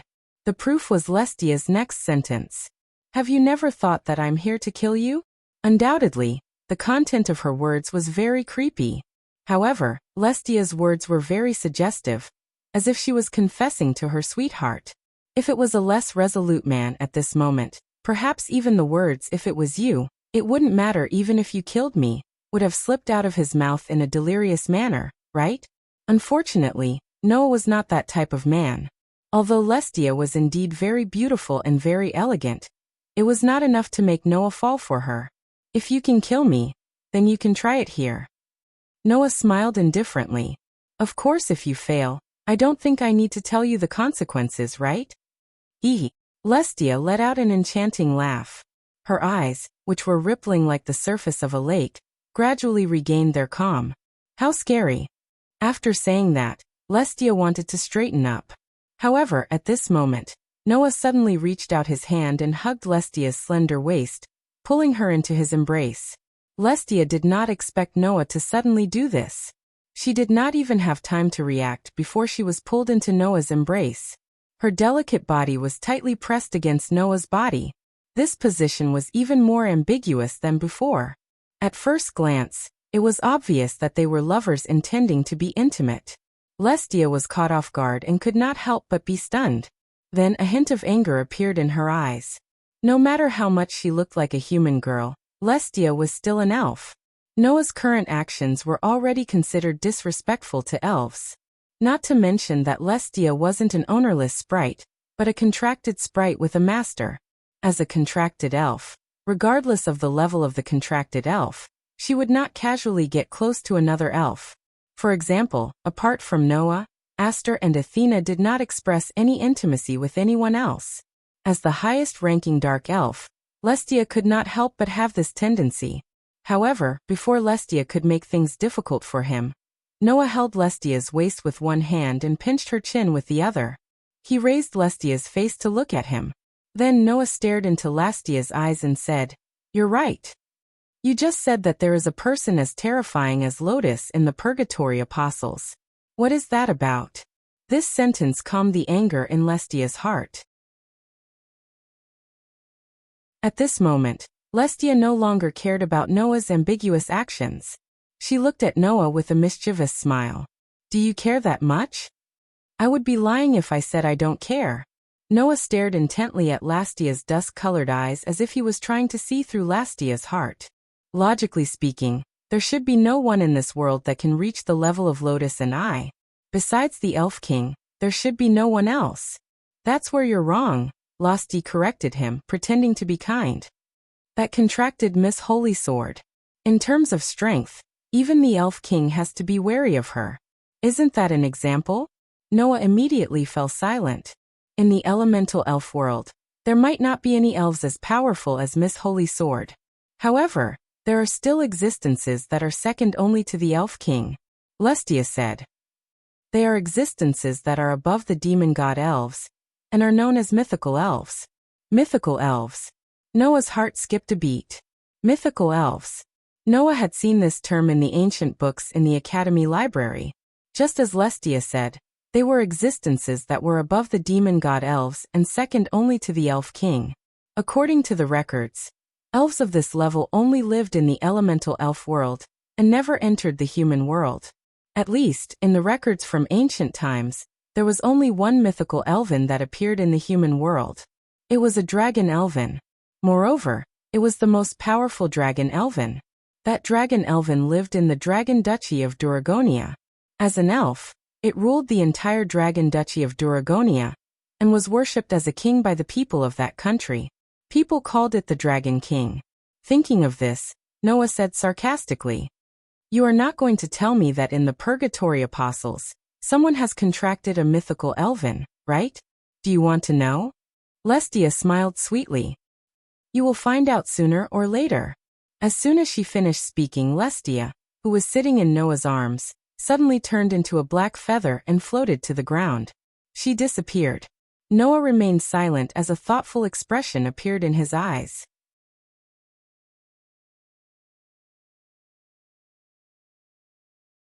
Chapter 1764.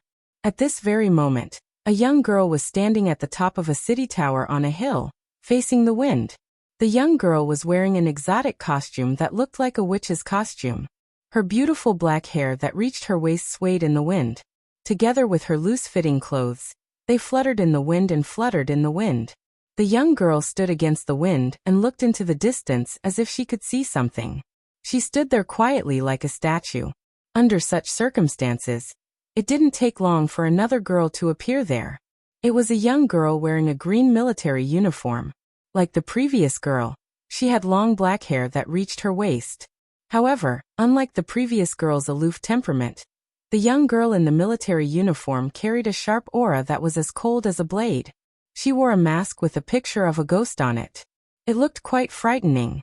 The moment the young girl in the military uniform arrived, she immediately said with a cold voice, "It's not easy to find you, the strongest sword dancer." Hearing this, Lotus did not even turn her head. She continued to look into the distance as if she already knew who was coming. She said this in an ethereal tone. "Why are you looking for me, Lu? It's best not to say that name here." The young girl in the military uniform suddenly interrupted Lotus, without any hesitation. The aura on her body also became somewhat scorching. "That name is taboo here. If you don't want to get into trouble, it's best not to say it." "Is that so?" Lotus said without any change in expression. "Then what should I call you?" "Call me Red Lotus." The young girl in the military uniform who called herself Red Lotus said coldly. "At least, you can call me that here." "Understood," Lotus said almost without any hesitation. Then Red Lotus, "Why are you looking for me? Your dark elf seems to have gone to find that man." Red Lotus did not beat around the bush and said directly, "Don't you plan to control her? There's no need for that." Lotus answered very straightforwardly. "Lestia is free to go wherever she wants. I have no right to control her, and I won't." "Is that so?" Red Lotus said indifferently. "But I remember that the dark elf seems to want to kill that man for you. If you let her go to that man, aren't you afraid that she will secretly help you solve everything?" "It's fine," Lotus said. "If it's only Lestia, she won't be able to kill Noah. You sure have a lot of confidence in that Noah Dole. I hope he's really as useful as you say. Don't let me down." Red Lotus turned her head away in a non-committal manner, then changed the topic of the conversation. "Besides, even if that dark elf didn't find Noah Dole, your sister would have gone to find him, right?" Hearing this, Lien's brows finally furrowed. "Maoya also went to find him. Not only did he look for him, he even attacked him," Hong Lien replied mechanically. According to Lily's report, Moya Alianstalu took out the military elves sealed in the magical equipment and used them to attack the flying ship of the Alicia Elven Academy. If Noah was here and heard Red Lotus's description, he would definitely be shocked, right? Because according to Red Lotus, the military sprite that attacked the flying ship during the day was controlled by Lotus' sister. Although that Ray sprite hadn't reached the level of a tactical military sprite, it wasn't something that a single sprite user could command, right? With the power of that Ray fish sprite, There should be at least a few sprite users controlling it for it to be able to be successfully commanded. Based on Red Lotus words, Lotus' younger sister seemed to be able to command such a military sprite by herself. If that was the case, then the girl named Maoya either had outstanding abilities as an elf user, comparable to Leola and Versilia, or was trained as an elf user who specialized in commanding military elves. And now, such an existence had her eyes on Noah. If Noah knew about this, he would definitely laugh bitterly at how popular he was. Of course, what was even more shocking was that Lotus actually had a younger sister. That Lotus Asubble actually had a younger sister? That was simply unheard of. Only Lien knew how much of a headache her younger sister could cause. Undoubtedly, she promised me that she wouldn't attack Noah, Lotus said helplessly. In the end, Maoya really went back on her word? For Moya Alianstalu, even if the world was destroyed, it wouldn't have anything to do with her. Only you, her elder sister, are something that she remembers more than anyone else. Hong Lian's voice was emotionless as she described it simply. And you care so much about Noah Duro. There's no way that monster wouldn't be jealous. That's enough reason for her to take action. Lotus fell silent. This was because Hong Lian's words were irrefutable. Although it sounded unbelievable, Moya Alianstalu was such a person. She admired Lotus morbidly. She longed for Lotus morbidly. She adored Lotus morbidly. This was Moya Alianstalu, a young girl who gave Lotus a headache. Forget it. Lotus sighed. In any case, even Moya probably can't do anything to Noah, right? Unfortunately, the one who dealt with the military elf controlled by Moya Alianstalu wasn't Noah Doria, but the princess of Chi Dragon. Hong Lian cast her gaze on Lotus. I haven't seen his strength yet, so I'll maintain a wait-and-see attitude for now. If he's really as mysterious and powerful as you say, then that's great. My plan should be of use to him, Hong Lian said coldly. If that's just your one-sided opinion, although it's a pity to lose a useful chess piece, since you're on my side, I have nothing to lose. With that, Hong Lian turned her back to Lotus. Just as she was about to leave, she seemed to have thought of something and said this. There will be a ceremony tonight in the form of a ball. Do you want to participate? A ball? Lotus pondered for a moment, then shook her head. No need. If you want to participate, you can go with Lily. Oh. Hong Lian was surprised. I thought you would go and meet him. I've already told him everything that I should have told him, Lotus said in a tone that was filled with a strong will. Next, I just need to communicate with my sword. That's enough. Up to you. Hong Lian was silent for a moment, then said. If that's the case, I won't participate. Let me see how valuable Noah Doria is at the Elven Sword Dance Festival. After saying this, Hong Lian didn't stay any longer and left. Only Lotus continued to stand against the wind. She held her heart with one hand as she softly muttered. Has this moment finally arrived? The sky began to darken as Lillian Ashubal muttered. Night fell here. Under the gradually darkening night sky, the city tower located on the hill was still brightly lit. It was quite bright. Of course, it wasn't the light from the lamps, but the light released by the light fairies. Therefore, even in the courtyard, there were still light particles floating in the air like fireflies, illuminating the entire space. Under such circumstances, in the darkness, a petite girl in a black robe slowly appeared and stepped into the courtyard. The moment the petite figure appeared, the small light fairies in the surroundings seemed to have seen something terrifying. They all flew away in fright, causing the entire courtyard to become incomparably dark in an instant. In the next second, the girl lifted the hood of her black robe, exposing her face to the air. It was a girl who looked to be about 12 or 13 years old. She had a head of long, dark gray hair tied into two ponytails that drooped on both sides of her head. The girl raised her head and looked into the building in front of her. A ferocious light flashed in her eyes. I won't let anyone take my sister away. I won't. A mark flashed on the back of one of the girl's hands. You're tuning in to the Li Mei's Sword of Destiny YouTube channel. We're so grateful for your support, and don't forget to subscribe to join us on this incredible journey through captivating stories. Your generosity through donations truly makes a world of difference. as it's the primary source of revenue that allows me to expand and enhance this channel for you. Thank you from the bottom of my heart for being a part of this adventure.